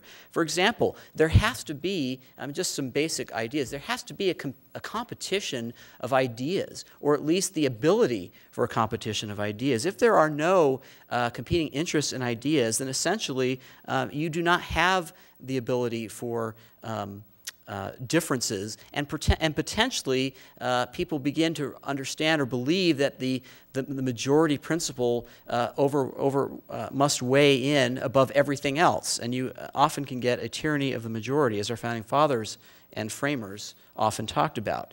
You also have to have true pluralism, processes that encourage participation. In other words, incentives. There has to be, for example, the chance for people within society, groups, what have you, to have power and to aspire to have power. I hate to put it in so blunt of terms, but after all, I am a political scientist, and that's what we talk about, the struggle for power. And in any pluralist society, the participation in some ways is based upon the incentive for the possibility of achieving power. And it is exactly the ambitions that counteract one another that make pluralist societies functional in sort of a counterintuitive way. You also need to have a reasonable degree of diversification economically within society. There has to be, for example, a middle class and wealth so that people have the ability to pursue differences of opinion and the ability to participate politically because they're not worried about where the next mouthful of food is coming from. And along those lines, there has to be a degree of safety and security. If there is no safety and security, there will not be a plurality of ideas. There will be one idea, that is, how do I protect myself? Finally, there has to be some concept of social equality. And by that, I do not mean, of course, that everyone must be exactly equal or there must be a perfect equity. But I do believe that there has to be some kind of equality under the law, which implies a social contract in which, in theory, each person has the ability to participate on an equal level with everyone else. And if you can have these ingredients, and these are no small tasks to achieve that in any society, then I agree with Reza Aslan that you can indeed have pluralism, and that can indeed be the root to any successful democracy, whether an Islamic democracy or a Christian democracy. And so this leads to a couple of questions, or I have kind of one big question and maybe one more reason for optimism. First to the question. Today, in the world, according to the Freedom House, which is sort of a nonpartisan think tank that examines freedom throughout the world, what we see in the region of the Middle East and North Africa is out of 18 countries that are predominantly Muslim, there is one of those countries that is designated as free. There are 5 that are designated as partly free, and there are 12 that are not free at all. Now let's turn to how many Islamic societies are actually electoral democracies today. Out of 47 countries, 10 actually have electoral democracies. 37 do not. This is reason rather for concern, and I believe that we need to have some caution about the hope that we're striving to achieve here. I'm concerned because if religion really is a social construction, which to some degree I believe it is because it comes from a historical tradition and a time and a place, and what is the milieu, what is the society like today that democracy will spring from? Where will it come from? What are the Islamic societies like today? Do they have the necessary requirements to produce democratic government? And I think to some extent there is some good news. We see, for example, in Indonesia, which people sort of write off because they're not Arab. It's the largest Muslim population by country is in Indonesia. Well, Indonesia has had some success recently with democracy. I don't think we're ready to consider it a done deal, but there are clearly movements towards democratic processes in Indonesia, and not just at a national level, but at a local level among women, for example, who are organizing to get out the vote, for example. Even in Palestine, as reluctant as I am to say that we should have optimism there, we do see that there has been some movement towards democracy, and we're seeing, very publicly displayed this challenge that the currently elected government faces with Hamas and other Islamic, more radical groups. But it's there. The seeds are there. The possibility is there. And so finally, I'd just like to say that I think if there's anything that we can do, it is, as a U.S. foreign policy, to encourage democracy, but not in the way I think we've been doing for the past 50 years or so. And I could possibly excuse most administrations during the Cold War, given that our intense focus was on the Soviet Union. But certainly since the end of the Cold War, I do not think that we can look at American foreign policy with any degree of hope or satisfaction, because in fact, it is not doing what it could, Iraq notwithstanding, to encourage those Islamic societies that are ready, perhaps, for a democratic movement to actually enjoy that process.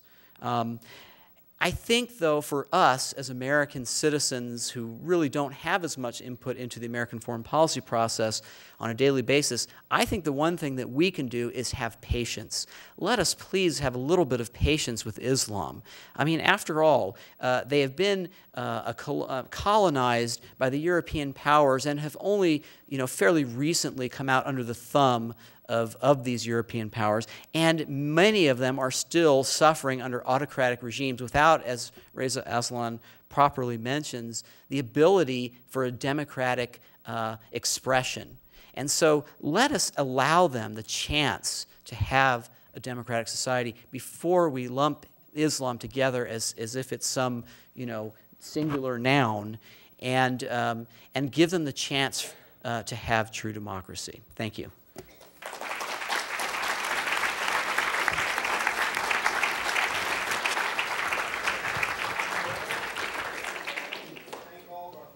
We're going to open this up now to questions from the audience, and we have our ambassadors here with cordless mics, and they would be delighted to take questions. I think as we get organized, we also have 3x5 cards, so those of you who would prefer not to use the microphone but would like to ask a question, you can write out your question and they'll bring it up here. I think as we get organized here and get the first question from the audience, we should give, Reza, you an opportunity, if you like, at this point, to respond to anything that you might want to, or maybe you want to wait a little bit, whatever you would like. Why don't we go ahead and open this up to the audience? Yeah. We'll do that. First question, please.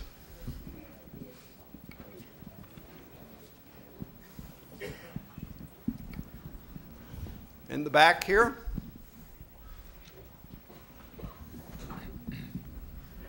Yes, I'd like to ask Jeff to speculate on what's going to happen in Iraq in the future.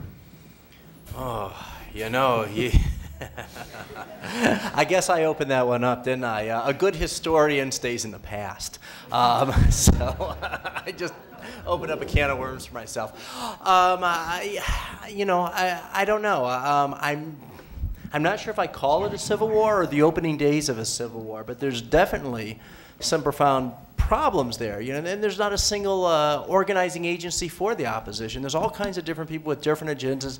Some are fighting for tribal interests. Some are foreign fighters who have been brought in largely for religio-political reasons. Some, that 20% or so of the Sunni Arab minority, well, they're worried about the other 80% more or less doing back to them what the Sunnis did to everybody else for the rest of the 20th century.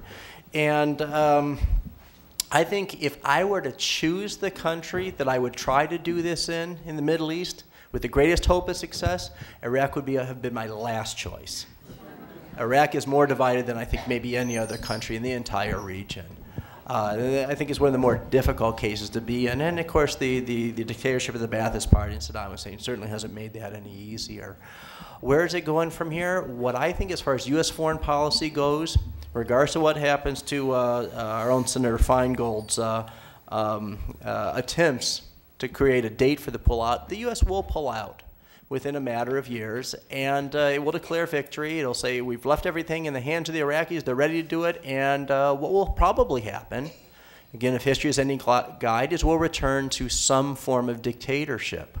One thing you have to say about Saddam Hussein is he kept a lid on things. If you look at Iraq, between 1936 and 41, 7 coups. If you look at Iraq after beginning in 1958, 3 coups ending with the establishment of the Ba'athist dictatorship. I think we're heading right back to that same old pattern there. Regardless of whatever laws and benchmarks you want to say are taking place, whatever benchmarks are putting into are being reached, whatever laws are being put into place, politics is politics. And as long as you can't be sure that being out of power doesn't mean in danger, then it's going to be a very rough game. And I think that's what we're going to look at. Would other panelists like to respond to that same question? Yeah, I'll make a response only because I've been looking for an excuse to disagree with Jeff all night. Me too. Good.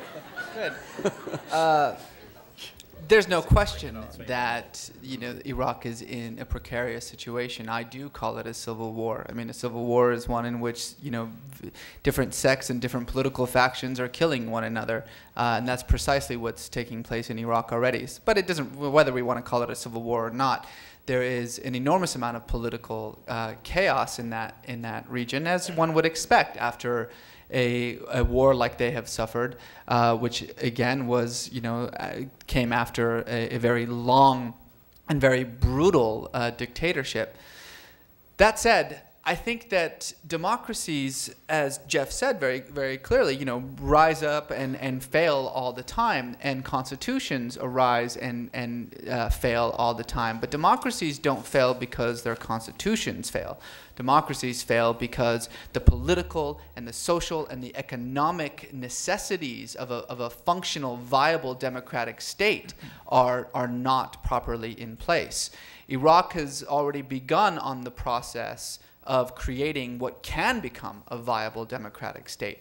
And while it is true that there are many people in that state who are actively fighting in the worst possible ways in order to create destabilization, and who absolutely reject the constitution or any kind of future Iraqi state, nearly 87% of the country is united behind this at least attempt to create some kind of democratic process there.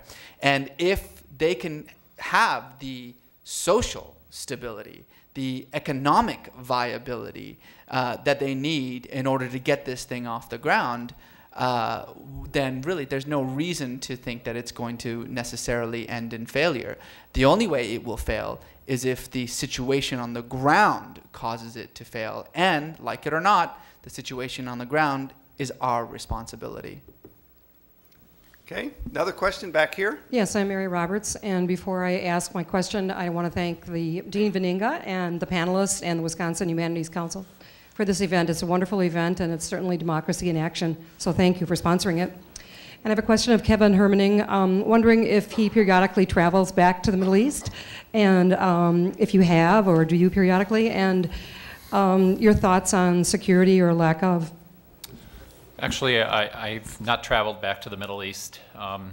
Wasn't invited to the inauguration a couple months ago. But I don't think it's a particularly safe environment for the majority of people who might, even the organization Reporters Without Borders, or whatever the exact title of that, has named Iran, for example, as one of the most dangerous places in the world. I was interested in something that was said over here earlier. I'm just curious what the panelists might think. So once we identify those seeking democratization, and I know that you are not suggesting that a democracy is a country that its only positive element is that they have elections. I know that's not what you are suggesting at all. I mean, we all believe that a democracy is one that favors pluralism and human rights and political participation and government accountability and constitutionalism and popular representation, things of that sort. But I think American foreign policy, talking about why we don't have security in the Middle East or in many parts of the world, even in, look at what's going on in Venezuela, for example, where the only president from anywhere in the world who traveled to Iran for the inauguration of the newly elected president in Iran was Chavez. And we certainly as a country do not have a very good relationship with that country in South America. So it's not just there that we have enemies that come and go. American foreign policy, I think, has been conducted against the backdrop of American public opinion, which goes up and down. It's been conducted against the backdrop, especially in the last 30 years, of the 24-hour news cycle. That is, we are in a perpetual election cycle, it seems, in this country. And I'm just curious, if we have identified people who favor a reformer approach, a reformist approach, like the people who weren't allowed to run in the elections in Iran this spring and earlier this summer, what should we expect is the appropriate response? The guns and butter approach, or guns or butter approach rather? Do we send troops? Do we help them fight their own battles? Or rather help them fight their battles, or fight them for them? I don't think it's really that simple, because American public policy, American public opinion is too inconsistent for our leaders who are as schizophrenic as the average citizen in our country. Okay. Well, I'll just comment on that for a moment. Reza, before you make your comment, I think if the ambassadors could kind of begin to come down and pick up some of the cards that people have been writing on, that would be helpful. Reza? Well, I have to say that I think that Kevin, while you're absolutely right with regard to the support for the clerical regime in Iran, it is a very tiny minority that still maintains support. It's not the same minority that brought the clerics to power. In fact, the vast majority of those people who were part of the revolutionary process, who had so much to do with bringing Khomeini into power, are now part of what we consider the reform movement. But I have to say that you have a very skewed idea about modern Iran. For instance, the Reporters Without Frontiers did say Iran is the most dangerous place in the world for journalists, which is true, but not for people. Iran is actually quite a sophisticated, quite a modern country. There are no open sewages in Iran that I've ever seen. In fact, Iran has received numerous city planning and family planning awards from the United Nations. Iran has a very, very strong national identity, almost an exaggeratedly strong national identity. And it is a country that is far, far from the perception that I think that most Americans have of it as a closed society, as a repressive society. Iran has one of the highest literacy rates, excuse me, amongst women in the Middle East. In fact, the literacy rates amongst women in Iran match literacy rates for women in the United States. It's a very sophisticated country. It's built on a very democratic constitutional system that is deeply flawed because it has been hijacked by the clerical regime. But going back to this question of, for instance, free and fair elections, I have to disagree with you. I am not a supporter of Ahmadinejad in any sense of the term, but I think it is incorrect to say that he was unfairly elected. There was no question that there was corruption, and there was some issues with the boycotting of liberals and reformists that played a large role in Ahmadinejad's victory. But having spoken to Iranians and having been a part of the Iranian political community and having been immersed in it, I can tell you that he won because he was speaking about the issues, particularly economic issues, that were plaguing all Iranians, not because of any but some clerical misconduct. In fact, the clerical regime, the Ayatollah Khamenei, was a supporter of Larijani and Velayati, not Ahmadinejad, and only later switched allegiance to Ahmadinejad because he didn't want Rafsanjani to win. All these names, I know they mean completely nothing, but I'm just throwing them out. But the point of the matter is this. We're talking about this issue of spreading democratic values and democratic principles across the Middle East. And we don't recognize how much the Middle East is actually listening to this. The Arab street is an incredibly sophisticated street. They pay attention to every word that comes out of this administration's mouth and parses it in the most minute details you would not believe. And this is this is almost at every sector of Arab society. So that when the president in his State of the Union address goes through great lengths to praise Saudi Arabia and Egypt and condemn Syria and Iran, most of the Arab street, most thinking rational adults would scratch their heads and say, wait, what in the world is the difference between Saudi Arabia and Iran? If anything, Iran is a far more democratic and far more open country than Saudi Arabia. What is the difference between Syria and Egypt? I mean, they are both autocracies. They are both run by presidents for life. They are both one-party systems. The difference is that one supports American foreign policy and one doesn't. And that comes across very clearly. Again, this sense of consistency is very important. There are many, many reasons to criticize the presidential elections that just took place in Iran. Many reasons.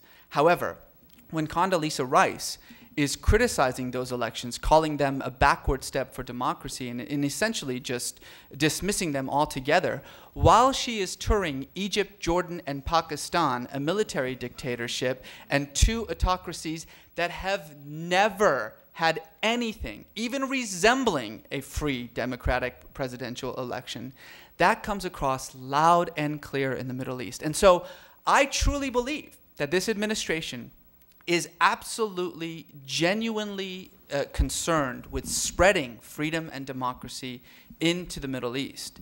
It's just the way that rhetoric is being defined makes it so that most of the people he is trying to reach don't believe it. Can I just add, sure, go ahead, Jeff.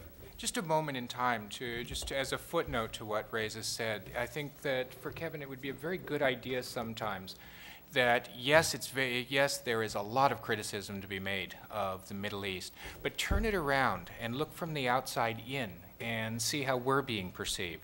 Let me just give you a moment in time.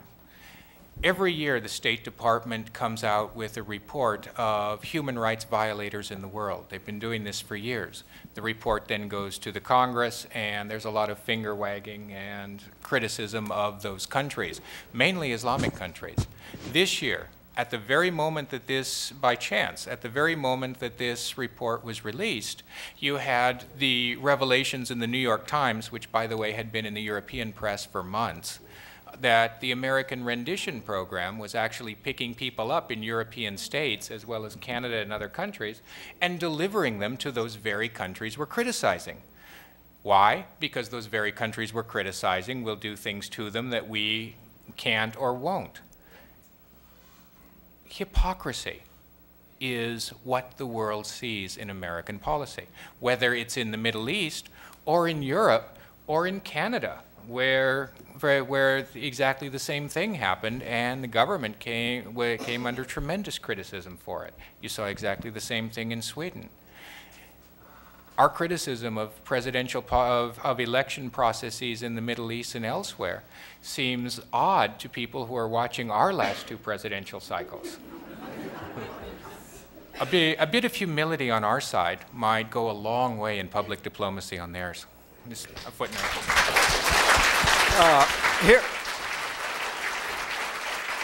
Here's a question that sort of builds on that. It has to do with what would our foreign and military policy look like if we were to really respond in a way that helps build up democracies in a way that we're not now doing. That is, maybe Eric, you could begin with this.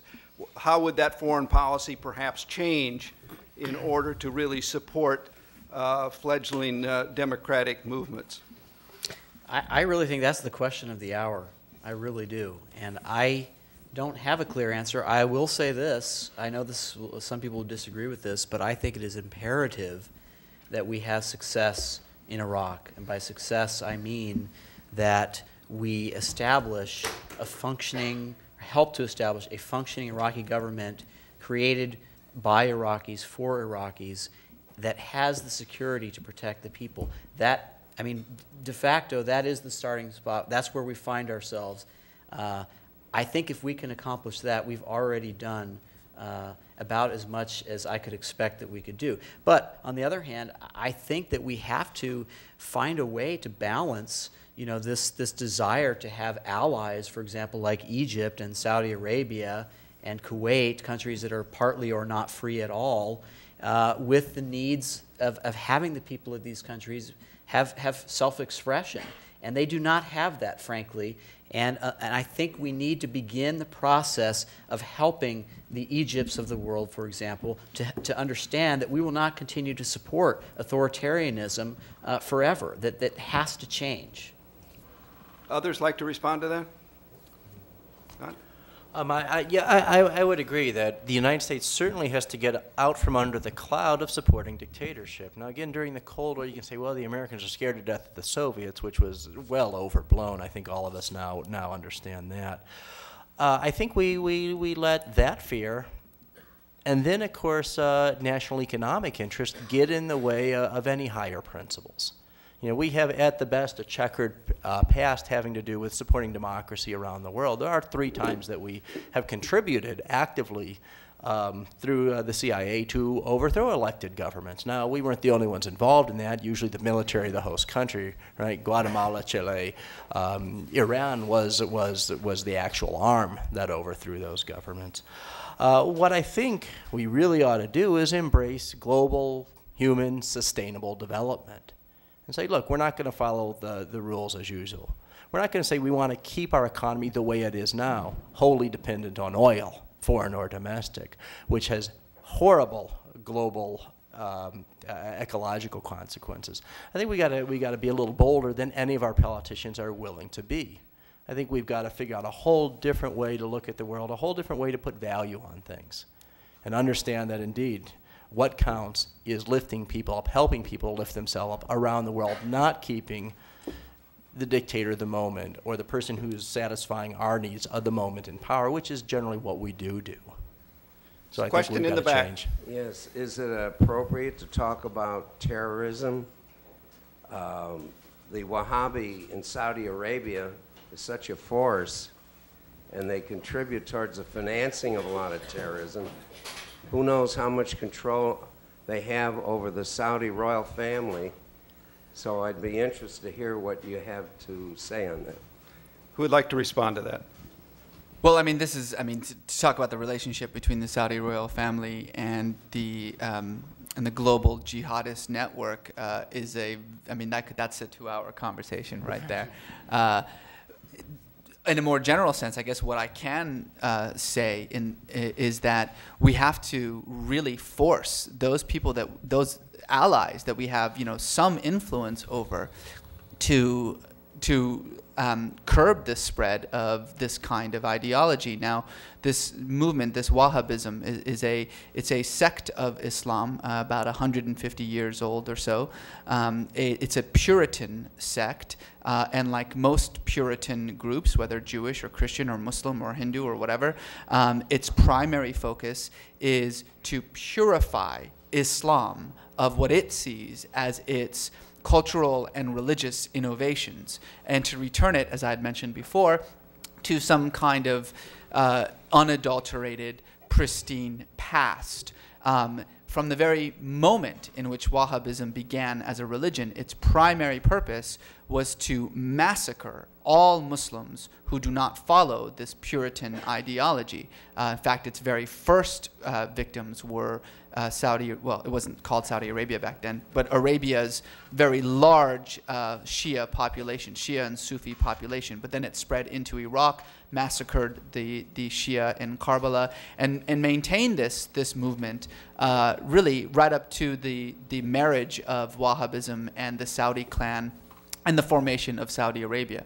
To this day, over the past 30 years, certainly since 1975, Saudi Arabia has funneled $75 billion into the promotion of this puritanical version of Islam, so that it is now impossible to go anywhere on the planet that has any significant Muslim population and not see a mosque or an Islamic school or some sort of Islamic center or a charity organization that is funded, built, and in some cases even perpetuates this Saudi agenda, this particular Wahhabi agenda. We have to recognize that that is a problem because what it is doing is it is infecting the rest of the Muslim world. I was speaking in Philadelphia, and I had an imam who does prison ministries come up to me, and this is a very enlightened man who has been preaching a very open, pluralistic, and non-racial version of Islam to his prisoners that he ministers to.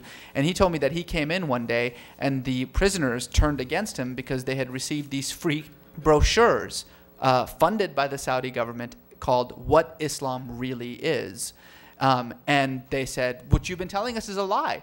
This is from Arabia. This is from the land of the Prophet. And they're telling us that Islam is this and this.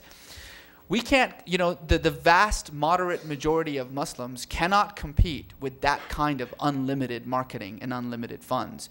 If the president, who has said on a number of occasions that this is an ideological battle, if this is an ideological war, then our ideology needs some help being heard. I mean, it's a marketing campaign. That's what this is. And it's not Coke versus Pepsi, I'll tell you that. Jeff, we're going to let you respond too, but there is a question that's very much related to this, which has to do with how is it possible to encourage the moderates and the more liberals within this tradition, same would apply to Christianity or elsewhere, to deal with the more fundamentalist elements that emerge. That is, what can be done to kind of foster that dialogue between those groups? I've already spoken. Before even taking that on, there's a point on Wahhabism that I want to hit just because it's really important. And I think it's important for us to understand and know. First, the Saudi royal family are Wahhabis, as are the majority of Saudi citizens. The royal family, the Al Saud, rode this particular tiger to power. And when the tiger almost devoured them in the 30s, they put it back in the cage. They rode it again through the 70s and 80s for particular international and internal reasons. At this point, they're trying to get off the tiger just as they did before, and I think they're in the process of doing that. What happened in Dammam, the bombing of the Dammam towers, and the violence, the spasm of violence that hasn't abated yet that followed in the kingdom, has forced them to reassess what they're doing. And once again, I think you're going to see they're getting off the tiger, and they will moderate it. Their self-interest is much greater than their interest in international jihad. Okay. Absolutely. Well, what can we do to support these vast moderate voices? Well, there's there's a lot of things, and I think that certain programs have started to become implemented in the United States. The problem is that these voices need the same stage. They need the same opportunity to reach out to the Muslim world as these tiny minorities who receive all of the attention for obvious reasons do. We can work with moderate Muslim countries like Indonesia, modern Muslim organizations like the Muslim Brotherhood. We can work with individuals. We can to promote shared values, essentially, between what we consider American values and Islamic values. We can provide money to create the space and the forum that moderates need in order to compete, essentially, with the vast and limitless funds that a number of these jihadist organizations have to publish their work, to transmit their work. My book has still not found an Arab publisher because almost every single major Arab publisher in the Arab world is funded by the Saudis. We can work towards creating Islamic think tanks in the United States. And I guess in general, if I'm going to say just sort of one final thing about, where is this going to come from? It's going to come from the United States.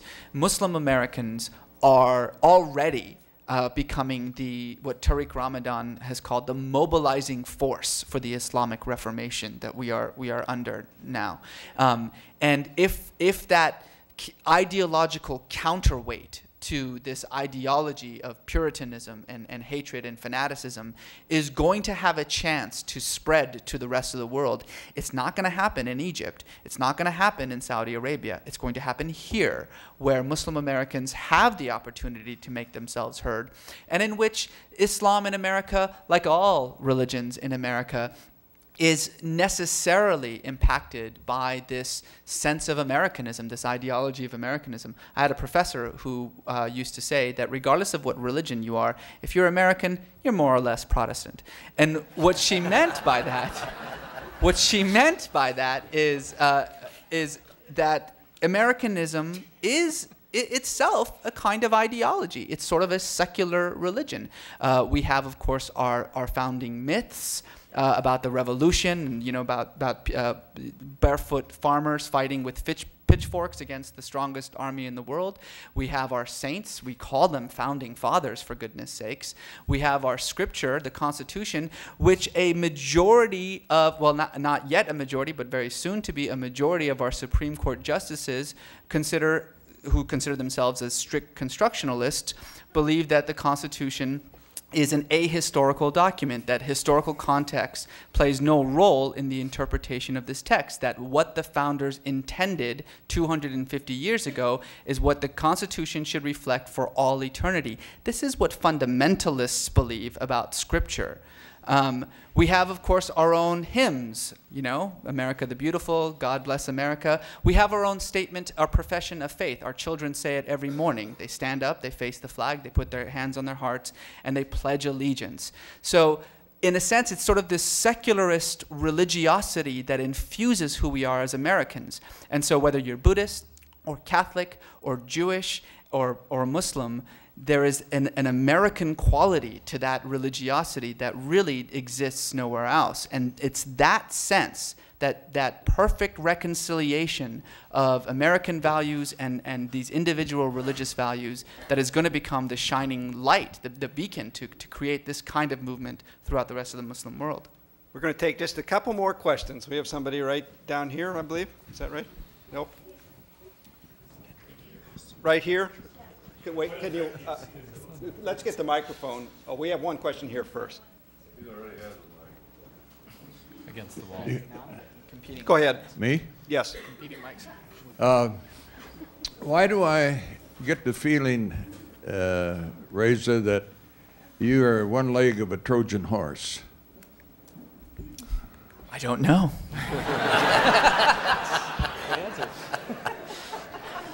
I hope it's the front leg. Why do I get the feeling that pluralism applies to us, but the word for pluralism, from what I have studied in Islamic history, is toleration? Is pluralism easier to sell? I don't really know what the difference between pluralism and tolerance is. I think they reflect similar values, but there are different words for it. And I think that one can, from a particular perspective, see tolerance as some kind of insidious way of masking pluralism. I think that some of this came out in some of the stuff that Kevin was talking about when referring to Islamic law. And while I'm incredibly impressed with your knowledge of Islamic law, Kevin, it is a very medieval conception of Islamic law. That is certainly what Islamic law was like in the 13th and 14th centuries. But, I mean, we are now in a completely different society, in a completely different century. And as I had mentioned before, Islamic law, which, by the way, is a sacred law, not a civil law, is nonetheless a ever-evolving document. It's an ever-evolving process, just like all laws are. So I think before we begin talking about, the sort of traditions or the history of Islam that may somehow be reflective of, current contemporary values of Muslims, we should probably start looking at contemporary Muslims first, their aspirations, their values, their desires. The president is absolutely right. Democracy is not an American invention. Democratic aspirations are not Christian aspirations. They're aspirations that are universally shared, as long as they are understood in an indigenous way, in an indigenous language. And whether that language for that is tolerance or whether that language for that is pluralism, I don't see how that makes really much of a difference. Just a couple more questions. One here. Thank you. I have a question about the Iraqi Constitution and a comment you made, sir, earlier, and it kind of goes against what Kevin was speaking about. Your hope in the Iraqi Constitution was that it can be interpreted by whoever the elected officials are and how to interpret the Quran. Because the Quran is what the Iraqi constitution, the law would be based around, correct? No, what the exact term is the fixed principles of Islam. That's the quote that it says. Not the Quran, but the fixed principles of Islam. But your point is still but valid. Is not the Quran the fundamental book that the Muslim world uses for its religious and moral laws? It is the founding scripture, yes, but it plays a very minor role in the development of Islamic law, primarily because it's not a law book. But that's a completely different issue. I understand what you're asking, so please go ahead. Basically, my question is a lot of like what happens within religion, and that whether it's Christianity or Judaism or even Islam, is that it all comes down to hermeneutics, how you interpret it. Now, say if the ruling party in Iraq, because the constitution is set up, determines that the Islamic law would continue to restrict freedoms, like freedom of religion and that, is that really a true democracy if people are not free to worship the way they see fit? No, it's not. It is not a democracy at all. Not even close to a democracy. By definition, in a democracy, people must have the right within the limits of the state, within the legal limits of the state. Of course, there's no, as I mentioned, there's no such thing as unimpeded rights of speech or religion or assembly or of the press. But within those limits, yes, they would absolutely have to have those rights, and those rights are enshrined in the Constitution. Now, whether the ruling government is going to actually follow the Constitution or not, I think that's what Jeff was bringing up earlier, is a wholly other issue. The Constitution in Iran is an exceedingly modern constitution. It enshrines unequivocal rights of speech and assembly and press. And it says in black and white that both men and women are absolutely created equal and treated equal under the law. But in practice, none of that is followed by the ruling regime. Yeah, so. I guess you called Kevin's view medieval, of how he viewed Islam. His perception of Islamic law is a medieval perception. Yes. And is through tradition or history, does Islam and does the Islam today in predominantly the Middle East area allow for religious freedom, or is it conversion or death? It depends on the country. It depends on the history. I mean, you look at, I think Jeff brought up the Islamic Spain, right? Which was a time of profound pluralism and interreligious, communion between three faiths. That we ourselves may look at. Well, I think Kevin brought this up earlier. In Muslim Spain, Christians were not allowed to openly proselytize, and we can say, well, that is certainly a non-democratic value. Of course, we're talking about the 12th century, and the very fact that the Christians were not being massacred on the street as non-Orthodox people, including Jews, were once Spain fell to Ferdinand's Christian forces, I think is an indication of how pluralistic Islam can be. Can Islam be non-pluralistic? Absolutely. I mean, you said it yourself, perfectly. Religion is by definition a matter of interpretation. And by definition, all interpretations are in one sense or another valid. But some interpretations are more reasonable. Some interpretations are better. Some interpretations are clearer and more rational and more morally responsible. And some interpretations fit far better with our modern values, modern democratic values, than others. And it is those interpretations that are the only interpretations that can be allowed to coexist in a modern democratic state. And this notion of separation of the world between belief and unbelief, this conception of perpetual jihad against non-believers, this belief found amongst a very small minority of Muslim clerics that a Muslim cannot renounce his faith without being an apostate and branded for death. These are ideas that are not Quranic. They are part of the development of Islamic law, Islamic social customs, and they are aspects of Islam that have no place whatsoever in a modern constitutional state because they're anti-democratic. Again, an Islamic democracy is a democracy that is founded upon Islam, not an Islamic state that has democratic principles involved in it. So long as the ulama, though, the ruling clerics, are running the show, and that the modulus or the parliament and the elected individuals from the various provinces are allowed to speak their mind freely and openly and have their perspectives recognized, appreciated, and perhaps even majorities coalesce around certain ideas that the vast majority of the people would support, that's the perception that we all have, because right now, at least in some of the countries, that is the reality. And actually, in one country, it's certainly the reality. You know, there is this tendency to have this perception that the Islamic world has no separation between mosque and state, or church and state. Right. You know, this idea is actually utterly false. There is not a single country in the Muslim world, with the exception of Iran, and Iran is a complicated mess, in which the clerical authorities, the ulama, have direct political control.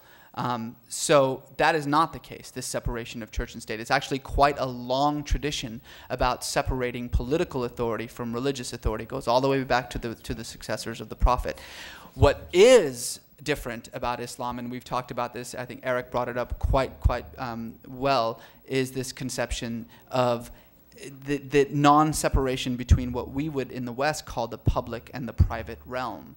This idea that religion is your business and nobody else's, and it shouldn't affect any. And by the way, not all Americans believe this. I mean, I think, you know, not everybody in this room believes this. I think any faith, whether Muslim, Jewish, or Christian or Hindu, that aspires to anything more than just simply, you know, metaphysics, is bound to be involved in, you know, the running of the society around you. You are necessarily going to want to inject your own values, your own ideas, which come from your religion, into your society. And especially in a democracy, that is inevitable, because a democracy, the values of the state are a reflection of the values of the people. And if the values of the people are, say, Protestant values, then that will be the values of the state, majority Protestant values. Again, the primary issue about a democracy is that there are principles that define a democracy that cannot be violated.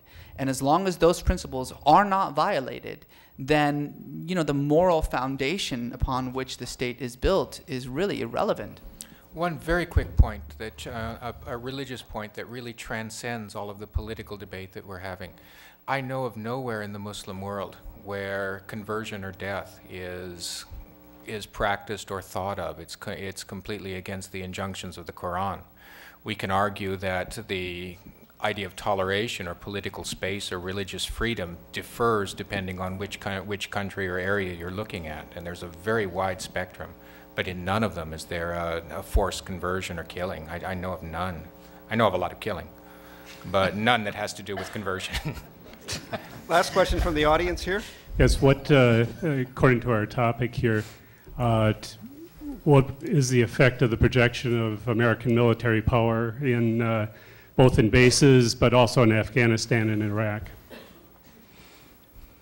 Eric? Can you repeat the last part of that? I'm sorry, can you repeat that again? Well, just projecting American military power into the Middle East, into Islamic countries. What is the effect both of the permanent bases and also of the invasions of Afghanistan and Iraq? Wow. Permanent bases overseas? Yeah, like in Saudi Arabia. Well, essentially, the Saudis have politely asked us to leave. So I don't think there's any question about our involvement there. You know, I think strategically, and I'm speculating here, I think strategically, as long as we have what we consider national interest in the region, it's going to be in our military planners' designs to have Afghanistan, for example, or Iraq, if we could, as forward bases. Now, whether or not that's a wise policy, that's another issue. But I think that as long as we have an interest in the region, we will try to maintain a presence there. I meant the development of Islam and democracy in the Middle East. What effect will it have? Oh, I think personally, I'm just speaking personally, I think that this is going to have a very negative effect, and the sooner that we get bases out of the region, the better it will be. That's just my personal opinion. Thank you. Any final comments from their panelists? On this subject, I just want to mention very briefly that We as Americans are not prepared for the next 40 years and the economic seismic change that is going to grip everybody in this room, those who are retired and those who will be retiring in the next 40 years and beyond. Right now, our country is the largest trading power in the world. Within just 40 years, we are going to go from largest to fourth. We will be behind China and India and Brazil. And I agree with what was mentioned earlier. So long as we are as dependent as we are on oil, we are going to have to face up to some very serious challenges, which is perhaps why our military planners and our politicians and our big thinkers, whoever they are and wherever they are in Washington or elsewhere, they are not able to wrap their arms around right now how to cope with the big changes of going from first to fourth and all of the economic ramifications that we barely even touched on tonight. Can I just comment? To some extent, although I'm reluctant to do so, I agree. And back to, I'm teasing. I don't know. I'm teasing. And sort of related to your question, also back to something Jeff said earlier, which I think maybe we all sort of, I don't know if we were all listening. I was listening, Jeff. This idea of sustainable development. I mean, that is crucial to any change in this worldview of what the Middle East means to us. And as long as we continue to have this reliance on fossil fuels to the extent they're willing to fight to keep that oil sacred and there for us, we're going to be in serious problem. I mean, we have to move beyond this, but it's a huge world change. I mean, a sea change. I don't know if we're ready for it. I agree with you. I guess I have to agree back. Okay. I'd like to agree, too. Say that so much of the way that we've established things here with the 24-hour news cycle, the permanent campaign, it's impossible to think long-term for our politicians. We've created a system that's bound them. And Faiza, I want to kind of end. We're struggling with our own democracy. I want to go back to Faiza for a minute here, because you had an absolutely incredibly beautiful statement about common values that unite adherents of the different major religious traditions. And I guess I would just kind of like to hear from you here at the end in terms of kind of your thoughts and whether you have heard anything here tonight that is troubling to you or what is positive. Thank you for the opportunity.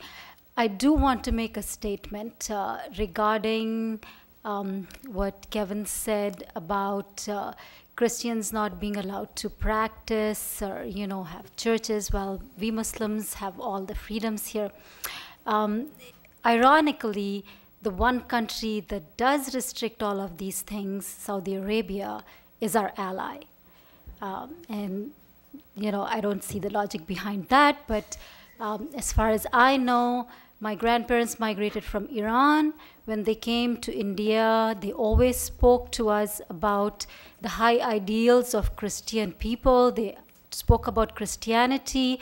Obviously, they had encounters with them in Iran.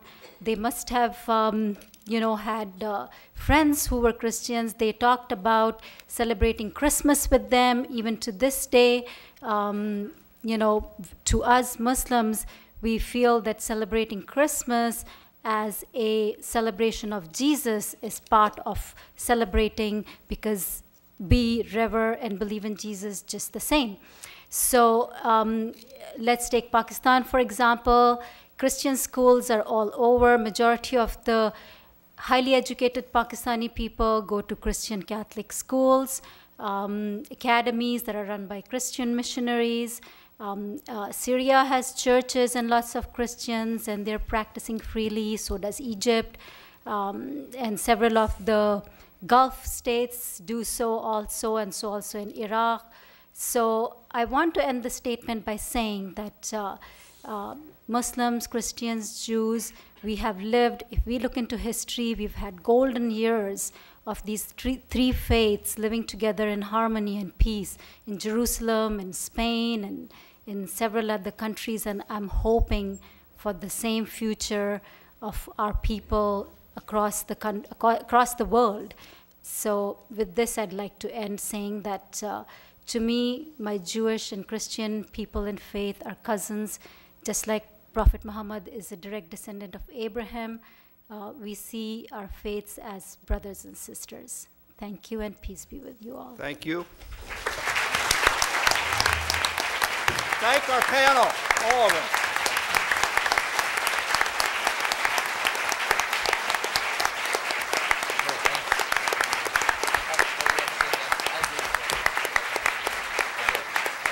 I know that they will enjoy visiting with you in the terrace room, and Reza, we've got a pin for you. So thank you all so much for coming out this evening. I hope we can do more of these programs. Thank you.